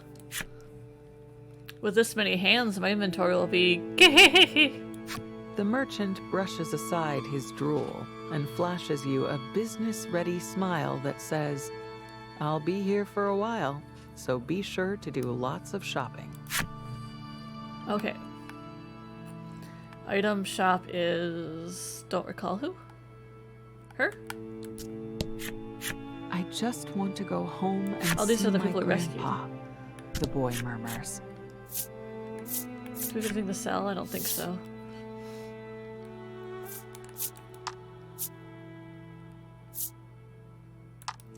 Hold on, go back.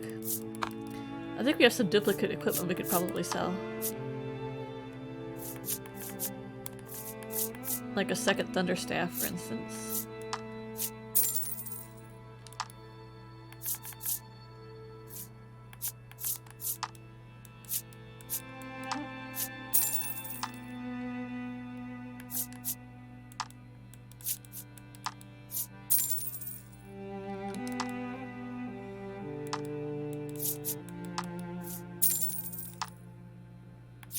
Everything else is probably fine. Back.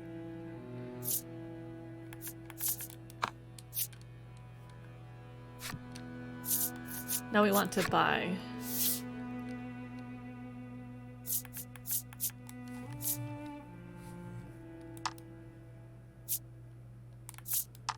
Oops, I wanted to buy more.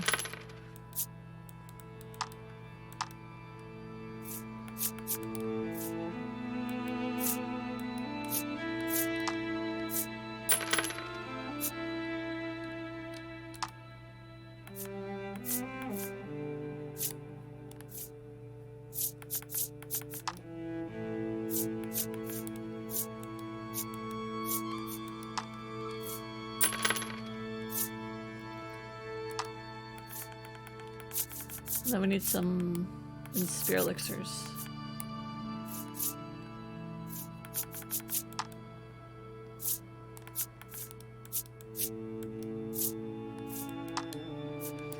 And then let's sell some of the items we don't need in case we find more along the way.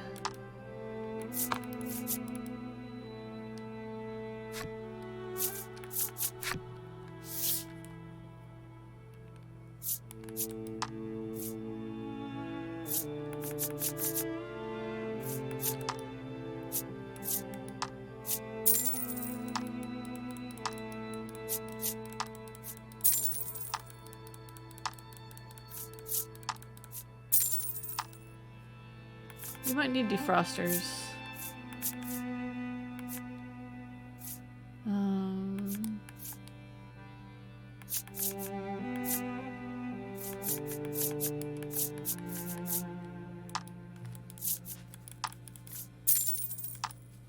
Just trying to make room, make some money too.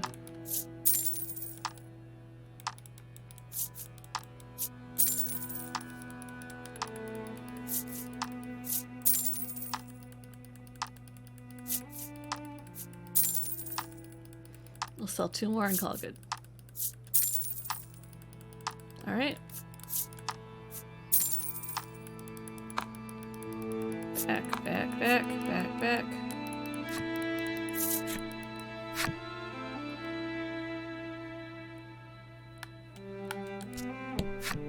The woman gazes spellbound at the merchant. What a lovely gentleman. The woman flexes. I've been working on building muscle specifically so we could escape, but I ended up not even needing it. Okay. Alright, let's head out. Wait, yeah, head out.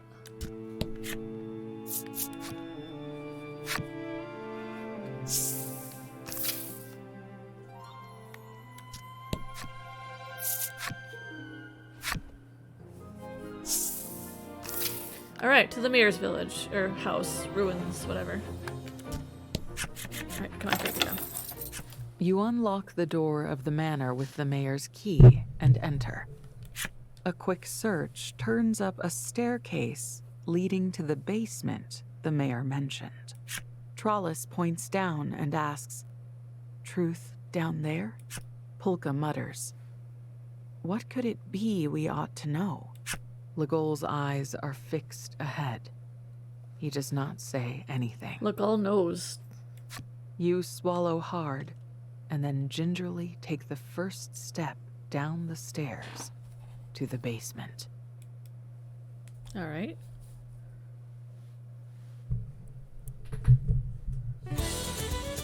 So that's the end of chapter 6. We're on chapter 7 now. I think.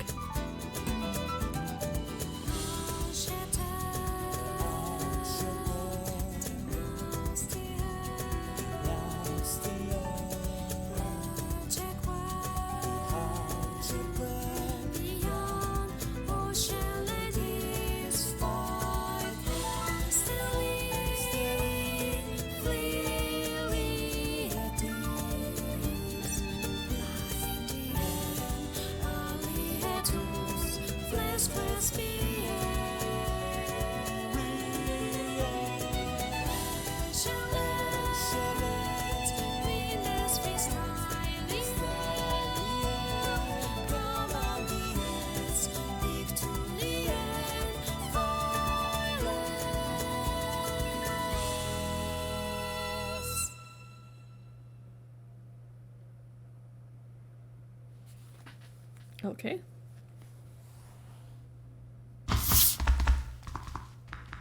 You make your way down the stairs. As you make your way through the dark, the words of the scarred monster come back to you.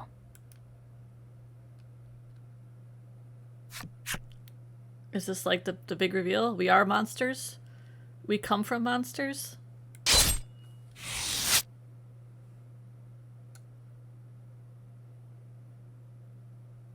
The monsters were just like you, living in their town.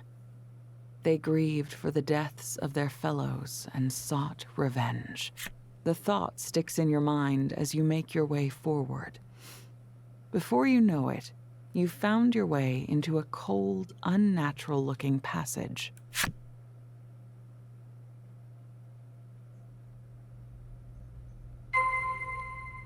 Keep your wits about you and proceed.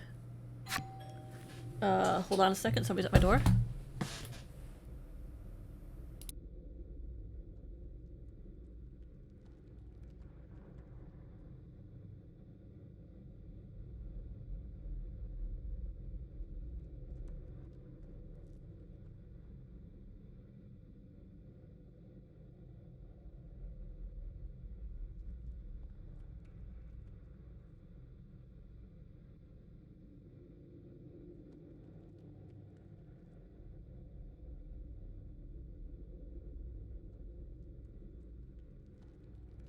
It was just the postman.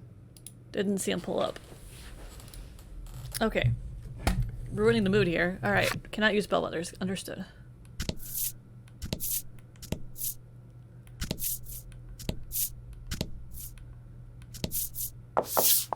Okay.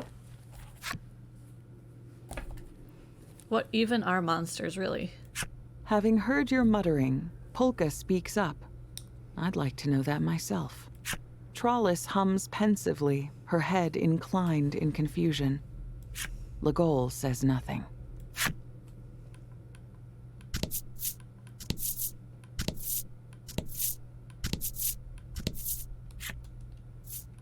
Okay, there's no monsters down here at least.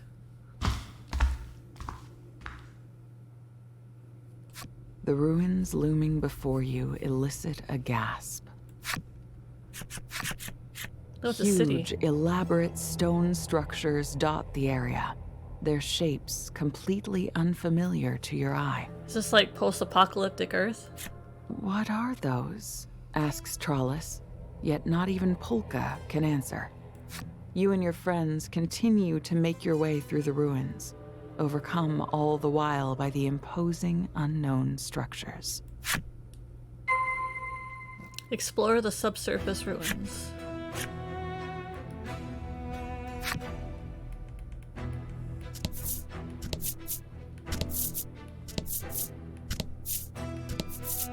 Yeah, this is the street we're on.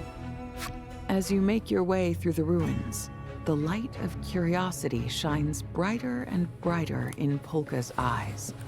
Seeing this, Legol nonchalantly takes hold of Polka's sleeve, perhaps out of caution, to keep him from wandering off.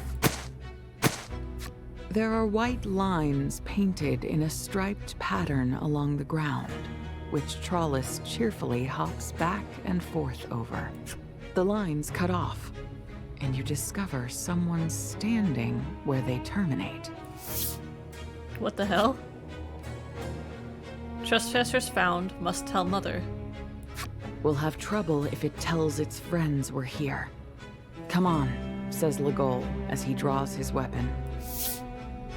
The monster tries to flee, but you and your friends attack. So despite the fact that we felt bad for just slaughtering the monsters above and we're having second thoughts about how much we're slaughtering monsters, our first instinct is to, you know, slaughter monsters. The main character needs to really get our priorities in order. Battle time.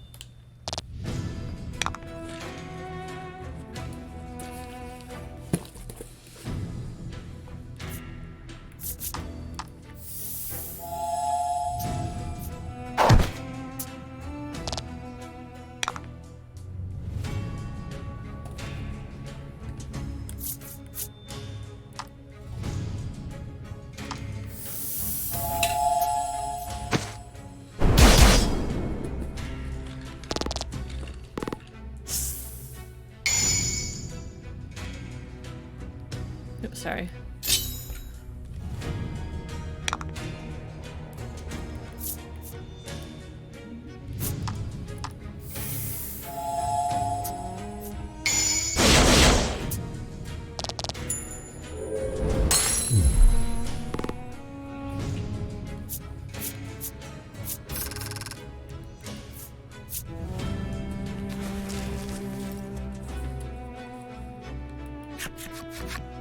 I'm sorry, Mother, the creature says before collapsing. Another monster with a mother. Polka mutters. At this, Trollis pipes up. Other one said mother too. Mother monster? Now that she mentions it, you do feel as though you've heard a different monster mention a mother. Is this Undertale all of a sudden?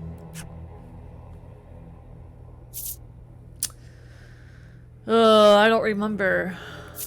End wall? Yeah, You the remember. fairies. The fairy at the end wall said, "Ooh, we'll tell Mother on you." Polka frowns when you mention the fairy from the end wall. He goes on to point out the possibility that Mother does not refer to a literal mother, per se, but a presence that governs all monster kind.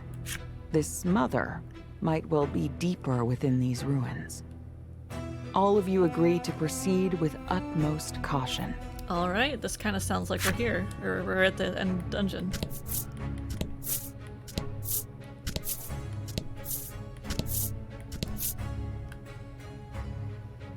Ugh. Great.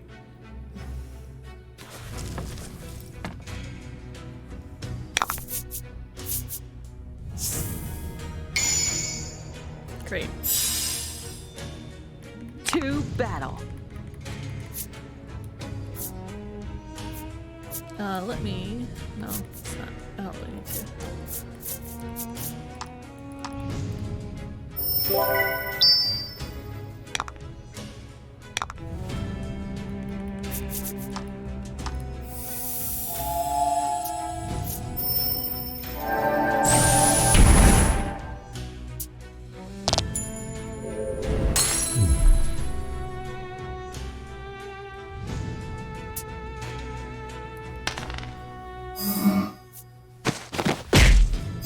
Oh no, not attack down on Polka.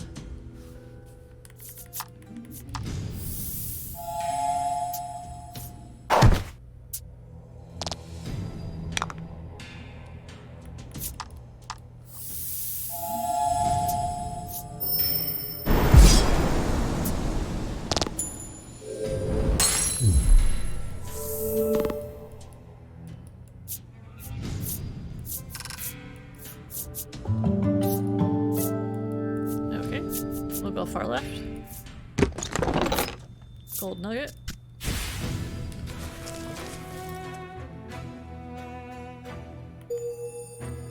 Fork welding story.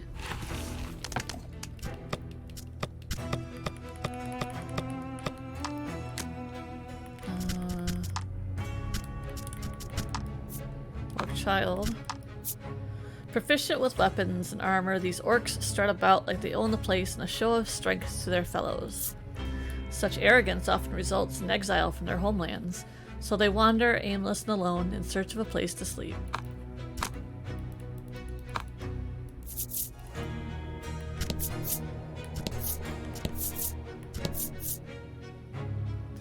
Hey, it's a car. Along the path, you discover a big iron box. You suggest it could be some kind of mine cart, but Trollis insists that it's a sand skiff of some kind. Polka looks at the boxy iron contrivance and mumbles something about its workings being much more complex than a mine cart or a sand skiff.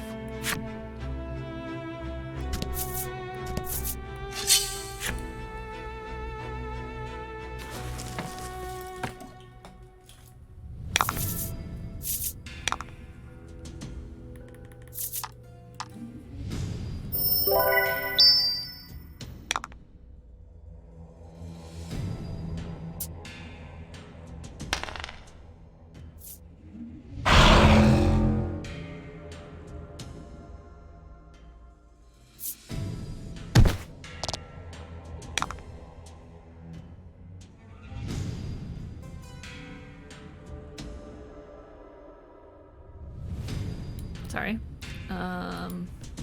You want to do AoE.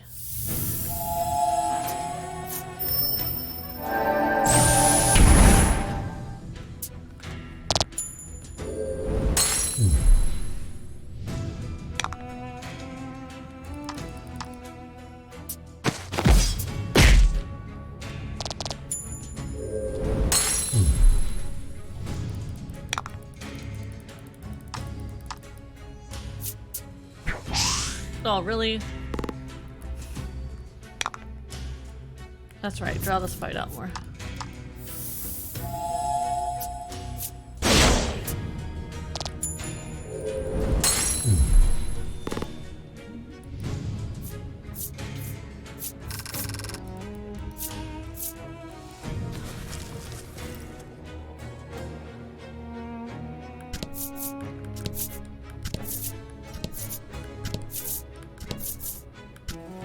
Oop.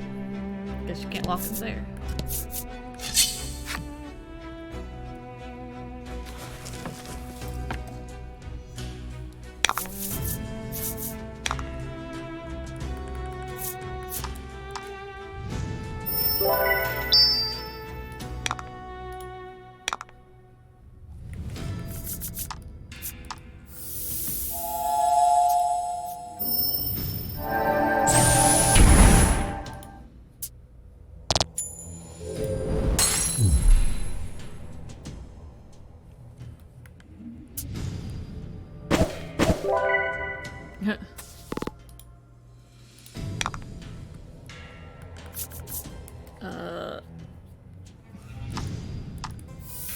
Must be like a regen or something.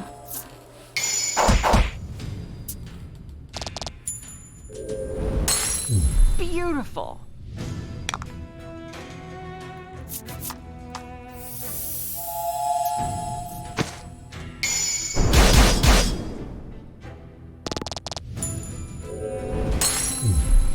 I expected nothing less.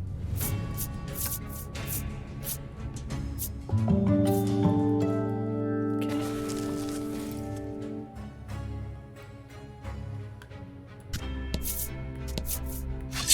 Oh my gosh.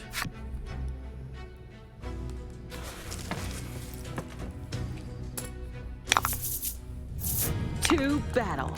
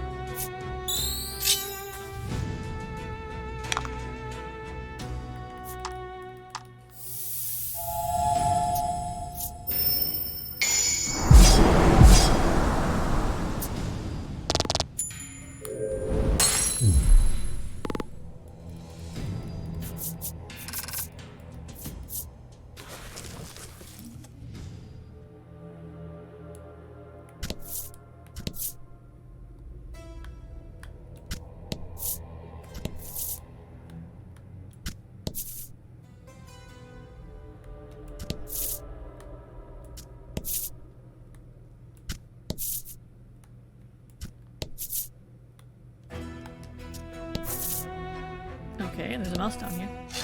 Oh shoot. Hit the wrong button.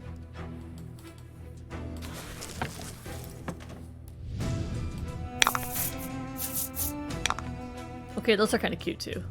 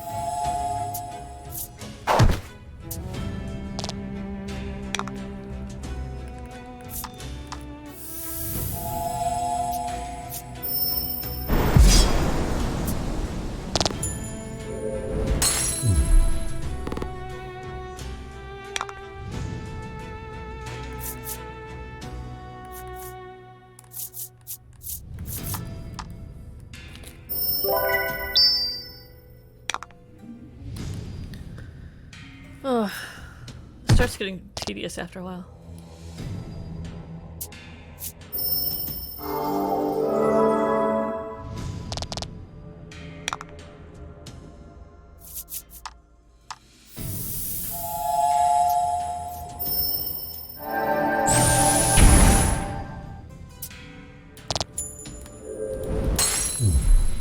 That's how how it's done?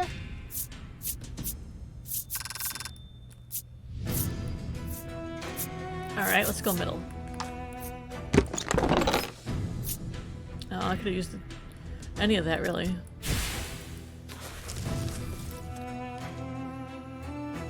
I like how the mouse... Sea Stone's enemy story. The mouse is a Route 66 shield.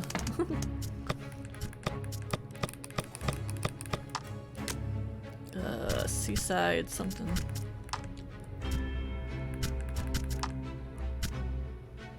Seaside...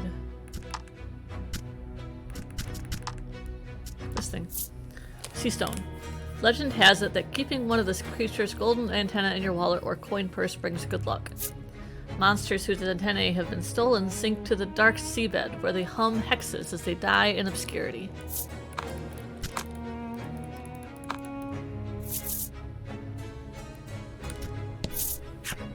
You spot a monster who poses before you, showing off their outfit.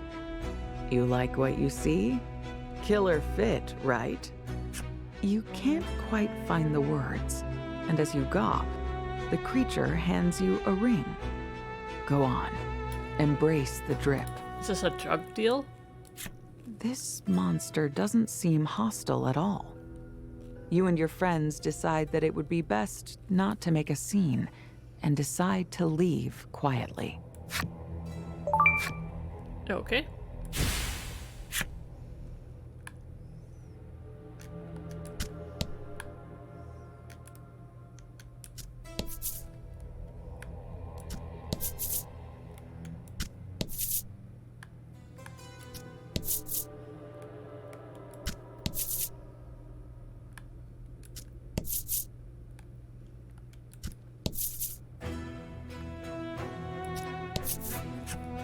The monster offers a warning. Many monsters around here. Good to be careful. You find it a bit rich to hear a comment like that, given the source. Nonetheless, it doesn't seem to be hostile. So you decide to do as it says and steer clear.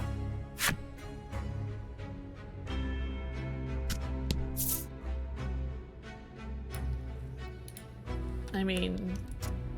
I'm still looking, right?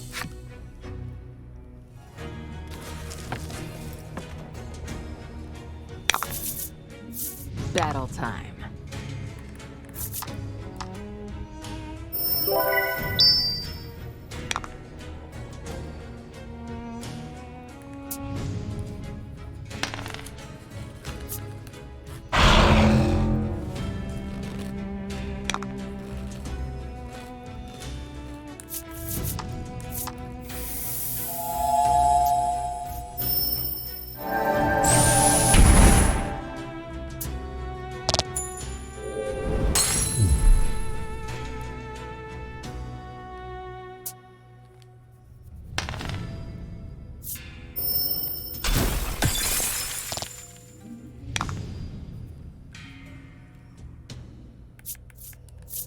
Okay, we need to do this.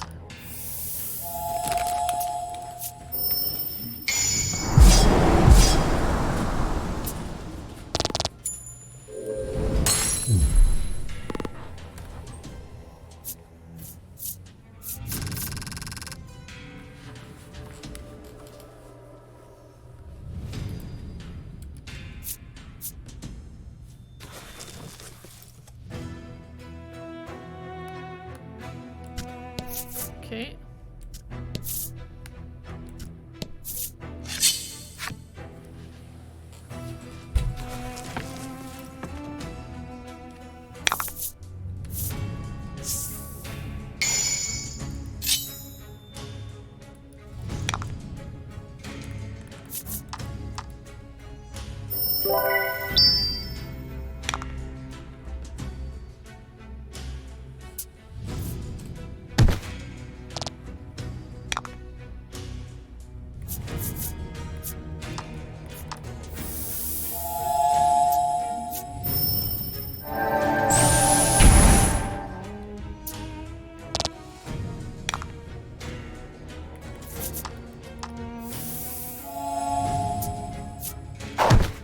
hope we get to the end of this dungeon soon.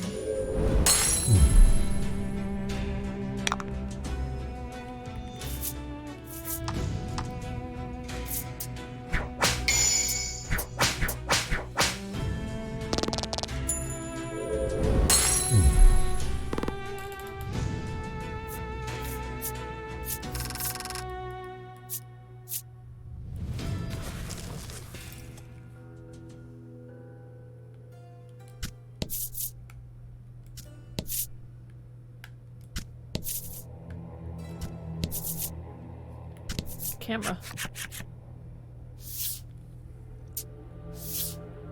Polka picks up a small iron box from the path. Curiosity shines in his eyes as he examines the object. Suddenly, the small box releases a blinding flash of light. Bomb, get down! Not quite. You heed Legol's words and dive to the ground. But nothing happens. Perhaps it only emits light, murmurs Polka. Legol's face flushes, and he stares at the ground, suddenly very interested in a particular loose pebble.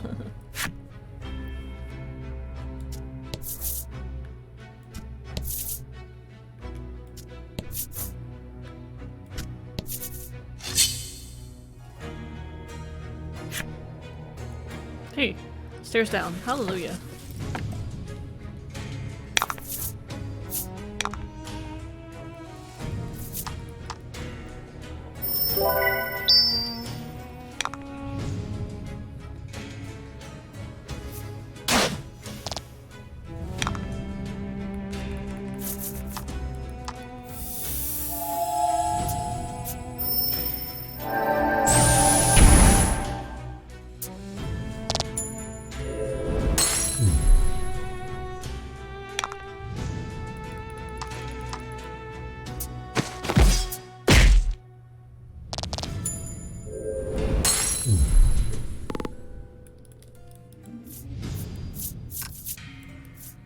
Okay.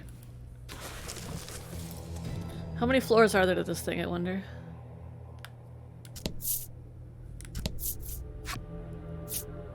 Sure.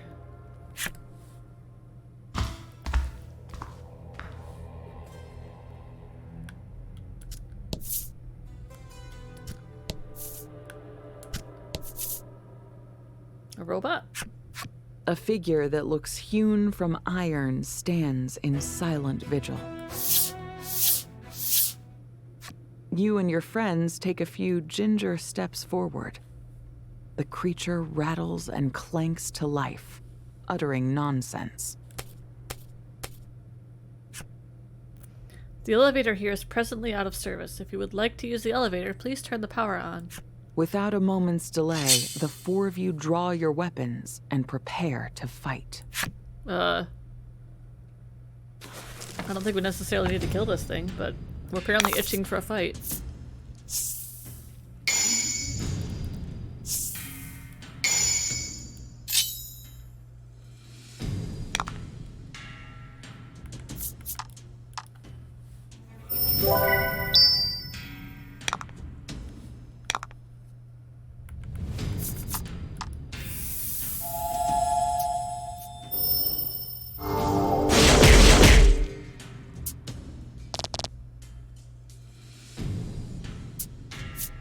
I look forward to your next visit.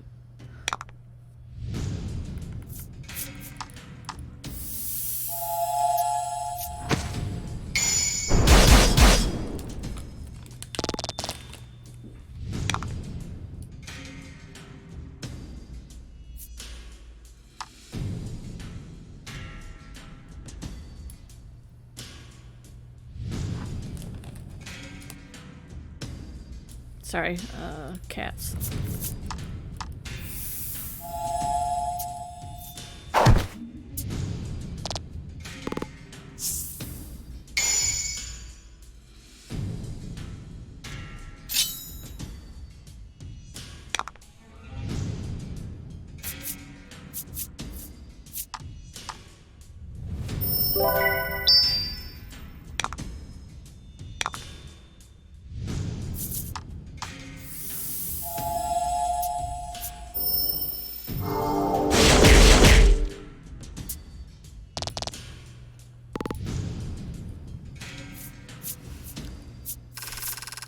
No will to fight. Okay. Well, yeah, he's not gonna fight back.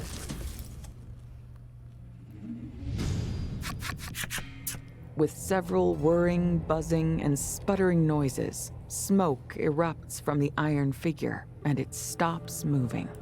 A close look at the figure reveals that not only is it not a monster, it doesn't seem to be a living creature at all. Despite no longer moving, the thing continues to babble. The elevator here is presently out of service. Nuterra truly is amazing. A profound sense of just how much you've yet to see wells up within you.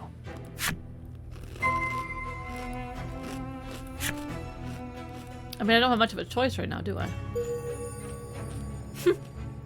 Okay, so the robot has a flip side story. I can't imagine it saying much.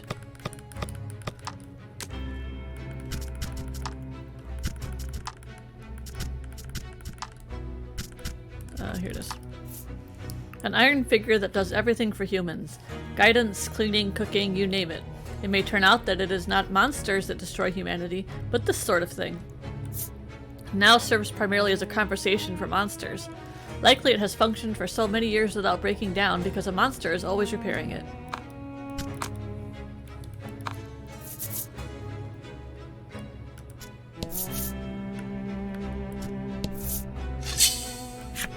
Hey, an elevator.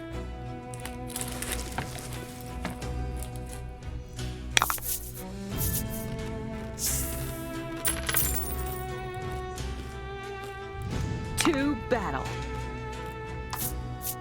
We're gonna go ahead and use one of the guaranteed treasure cards we have.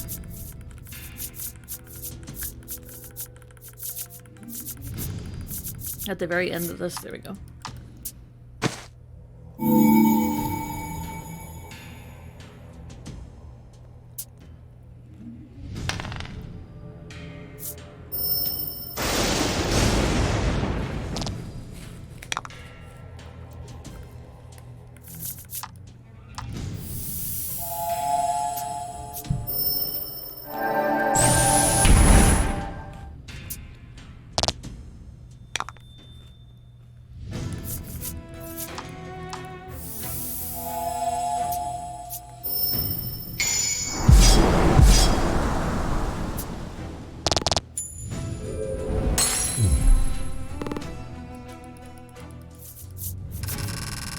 Wow.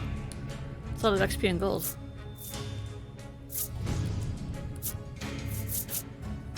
Far right.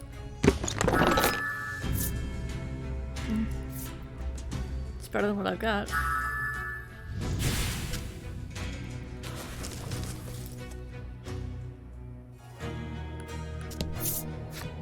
The iron door is shut tight. Okay.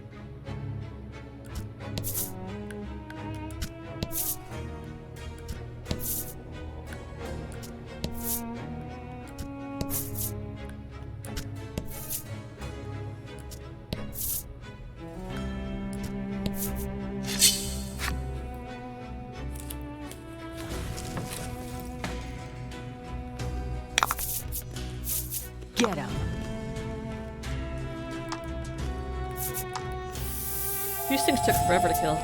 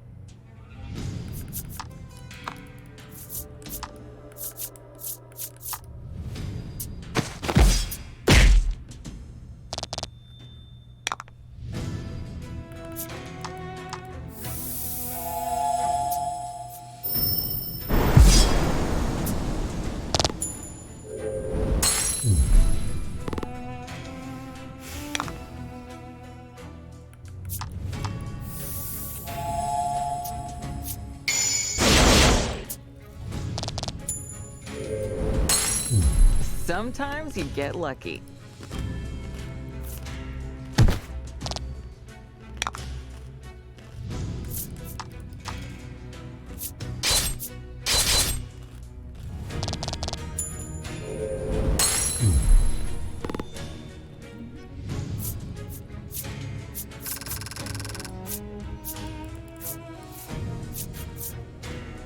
Far left.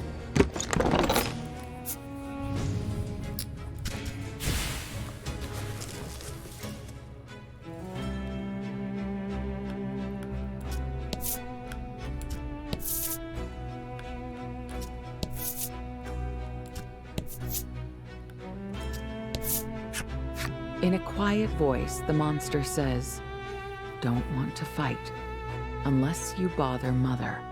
It urges you and your friends to leave this place, and fast. Okay, well, I can't leave.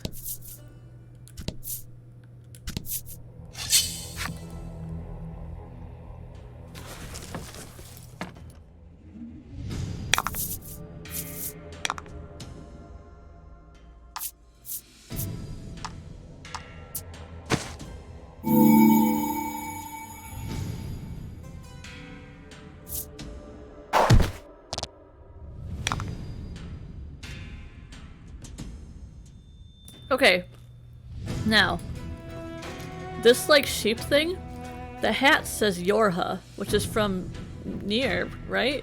Yorha?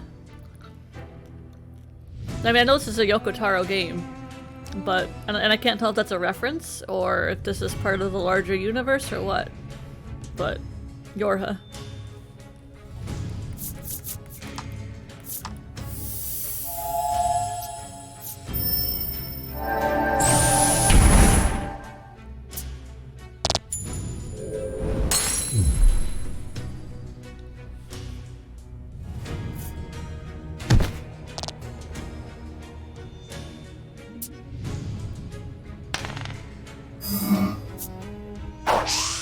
Uh-huh.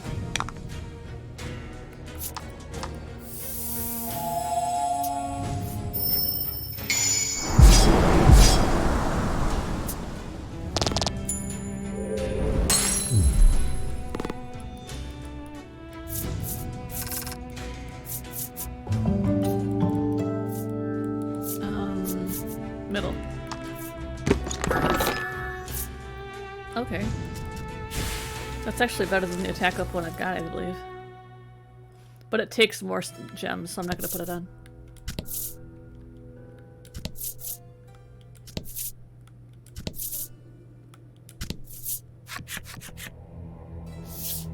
Polka calls out that he's found some kind of device. You look over just in time to see something moving behind him, but he doesn't seem to have noticed, as he is totally fixated on the equipment. Monsters appear, lightning arcing and crackling around them. The monsters descend upon you.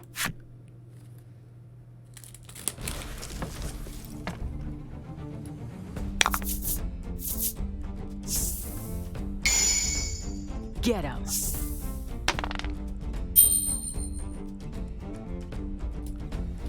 Okay.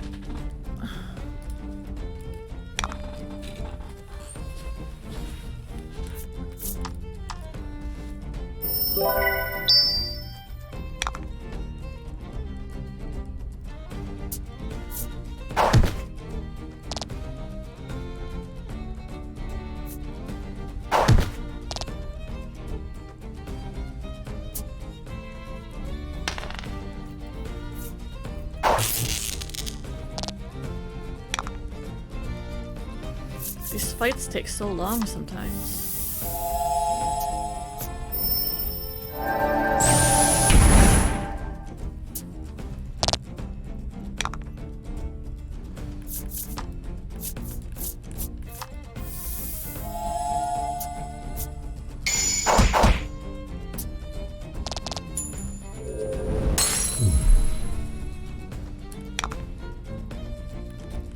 Oops.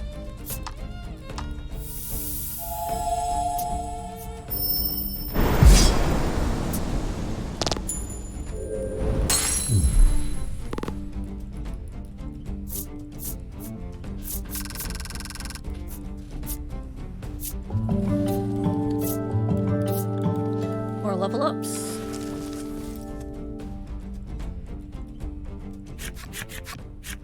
My. That was close.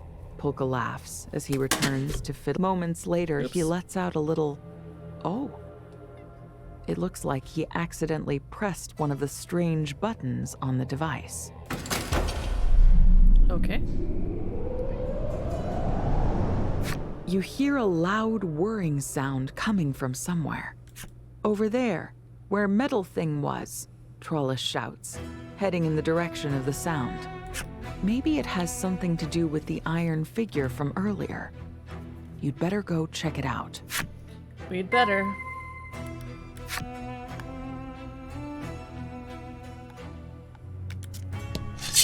Ugh.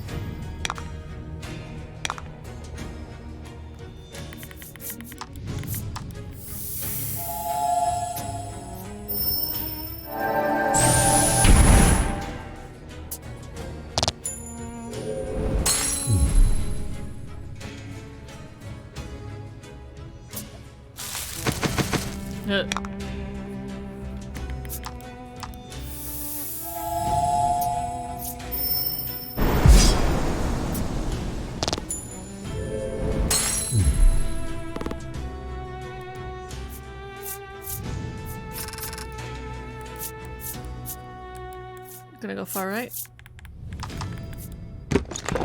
Meh.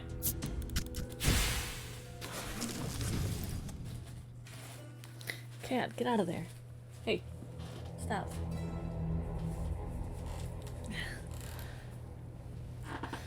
I had a package delivered not so long ago, and my cat keeps trying to jump into the box. And the box is not that large. Cleo, leave Lynx alone. Hey!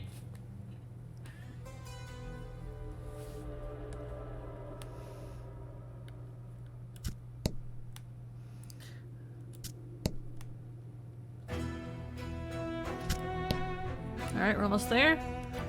So close. Alright, no monsters. The iron figure continues to spout nonsense and smoke in equal measure. However, the nonsense seems to be slightly different nonsense now. Hello, welcome to the elevator. It keeps saying that word, elevator. What is it talking about? Search for an elevator in the subsurface ruins. I mean, it's literally right here, right? When you step in front of the imposing iron door, it opens with a metallic clank. The group cautiously steps through, and with another clank, the door grinds shut.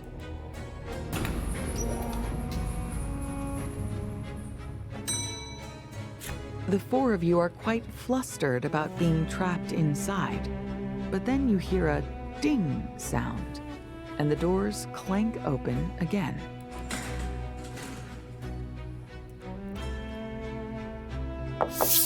Okay, are we there yet? You step outside. You can't shake the feeling that the area around you is slightly different than before. Despite the strangeness of it, you all decide to continue exploring. As you do, you continue to wonder what that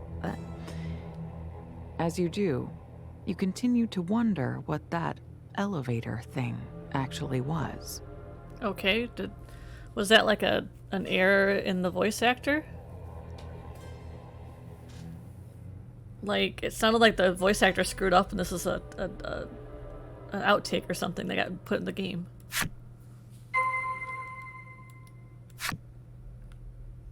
Oh my gosh, are we there yet?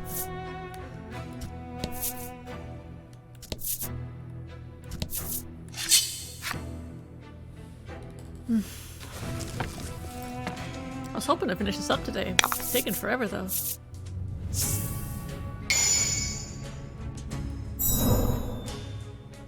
Battle time.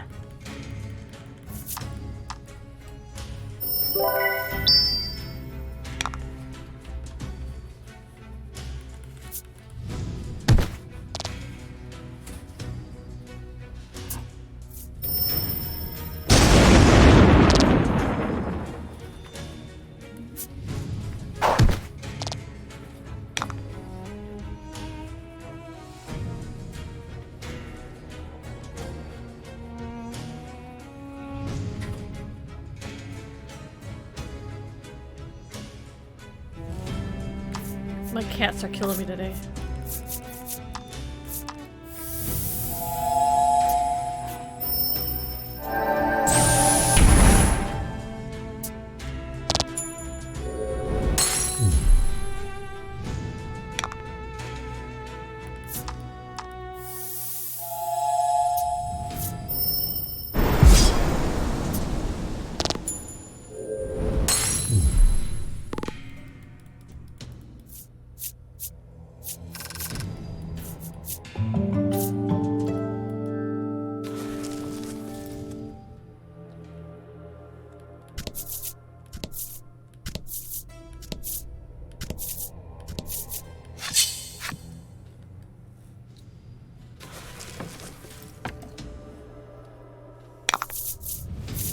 Battle time.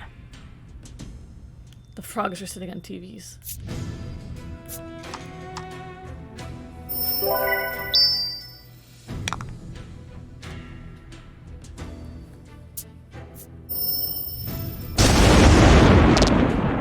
Nope, my character's about dead.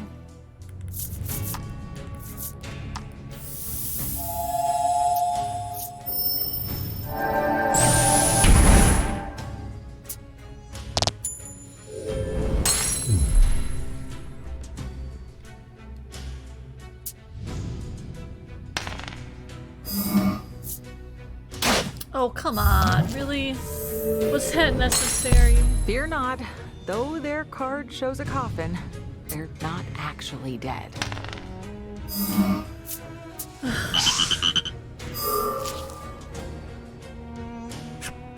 Cards afflicted with seal cannot use skills that cost gems. Because of course not, why would they be able to do that?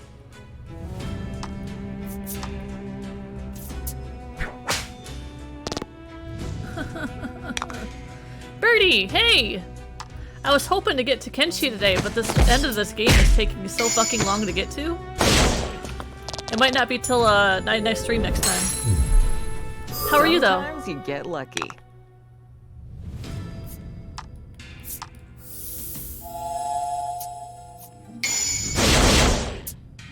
It is a frog on a TV.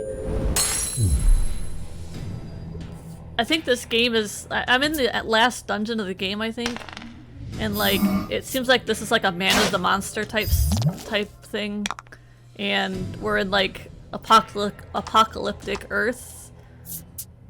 So, like, everything in here has some sort of, like, city vibes to it. I'm doing great. Fantastic. Actually.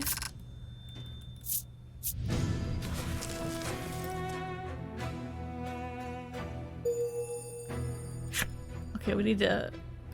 Oops.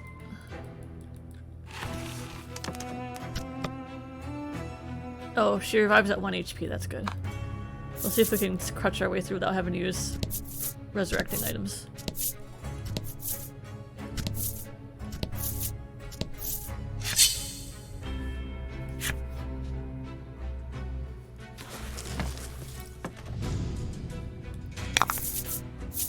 Battle time. Okay, you need to heal her.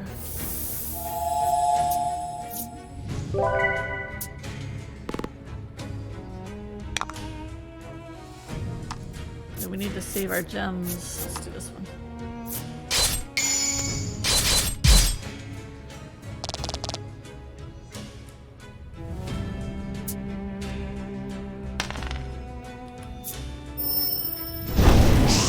Miss.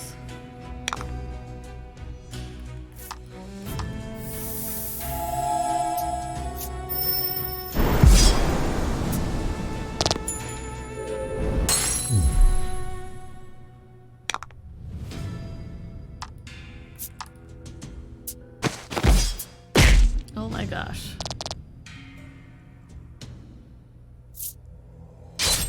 Why? Why? Why her? Straight to her. Oh my god. Straight to her.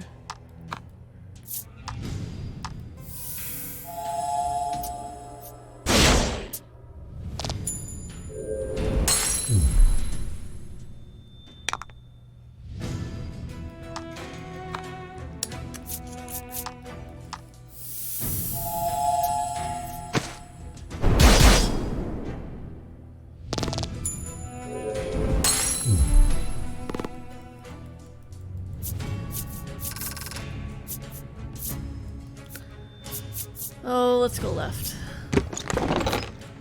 Meh. I mean, good, but also meh.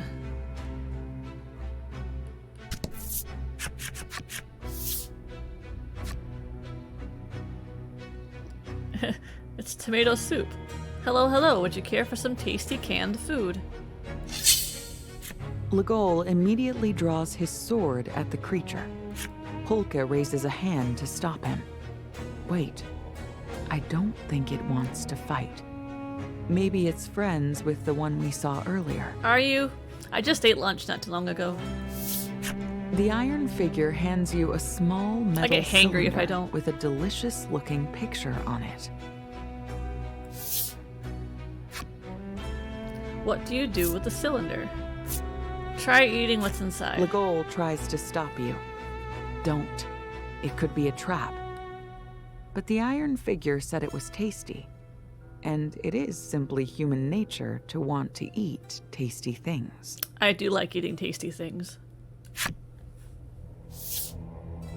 Having examined the cylinder, Polka mutters to himself and starts fiddling with it. With a pop, the cylinder opens up. Inside is some kind of delicious-looking, vibrant red food. The smell of it makes your stomach burble in hunger. Don't eat that unless you want it spraying out both ends, says Legol. Trollis ignores him and dumps the contents of the cylinder into her mouth.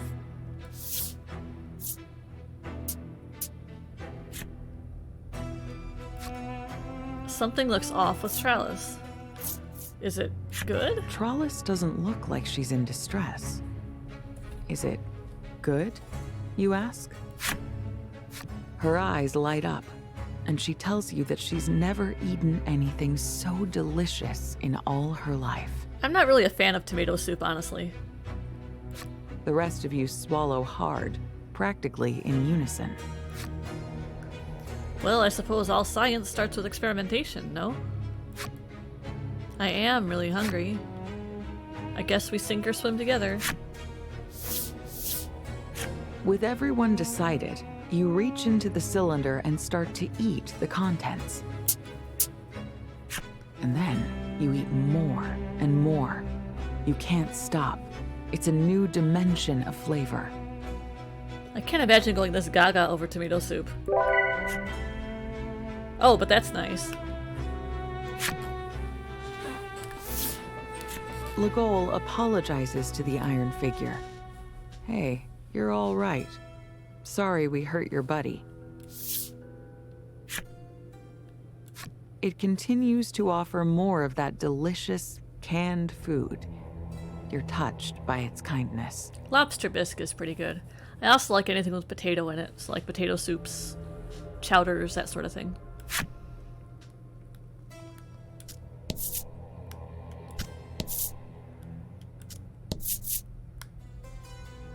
Soup! Hey, extra thick. Yeah, we're talking about soup.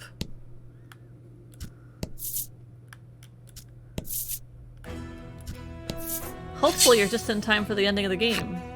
Assuming it ends anytime soon.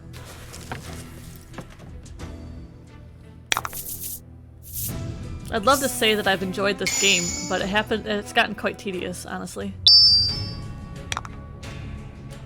But since I started it, I didn't want to quit in the middle of it, so here we are.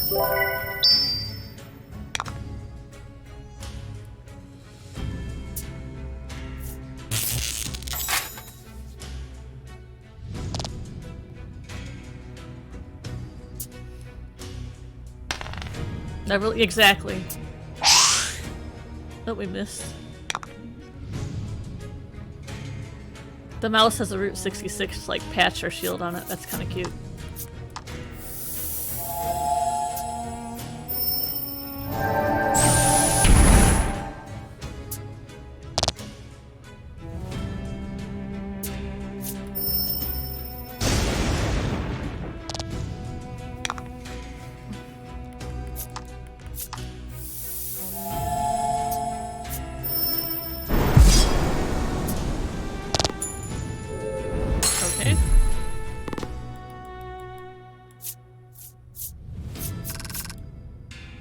3k XP, jeez.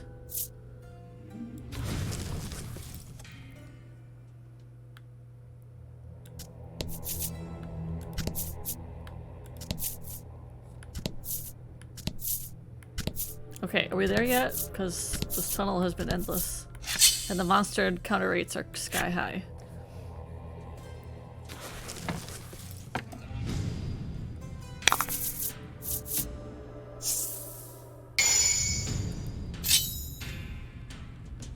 To battle.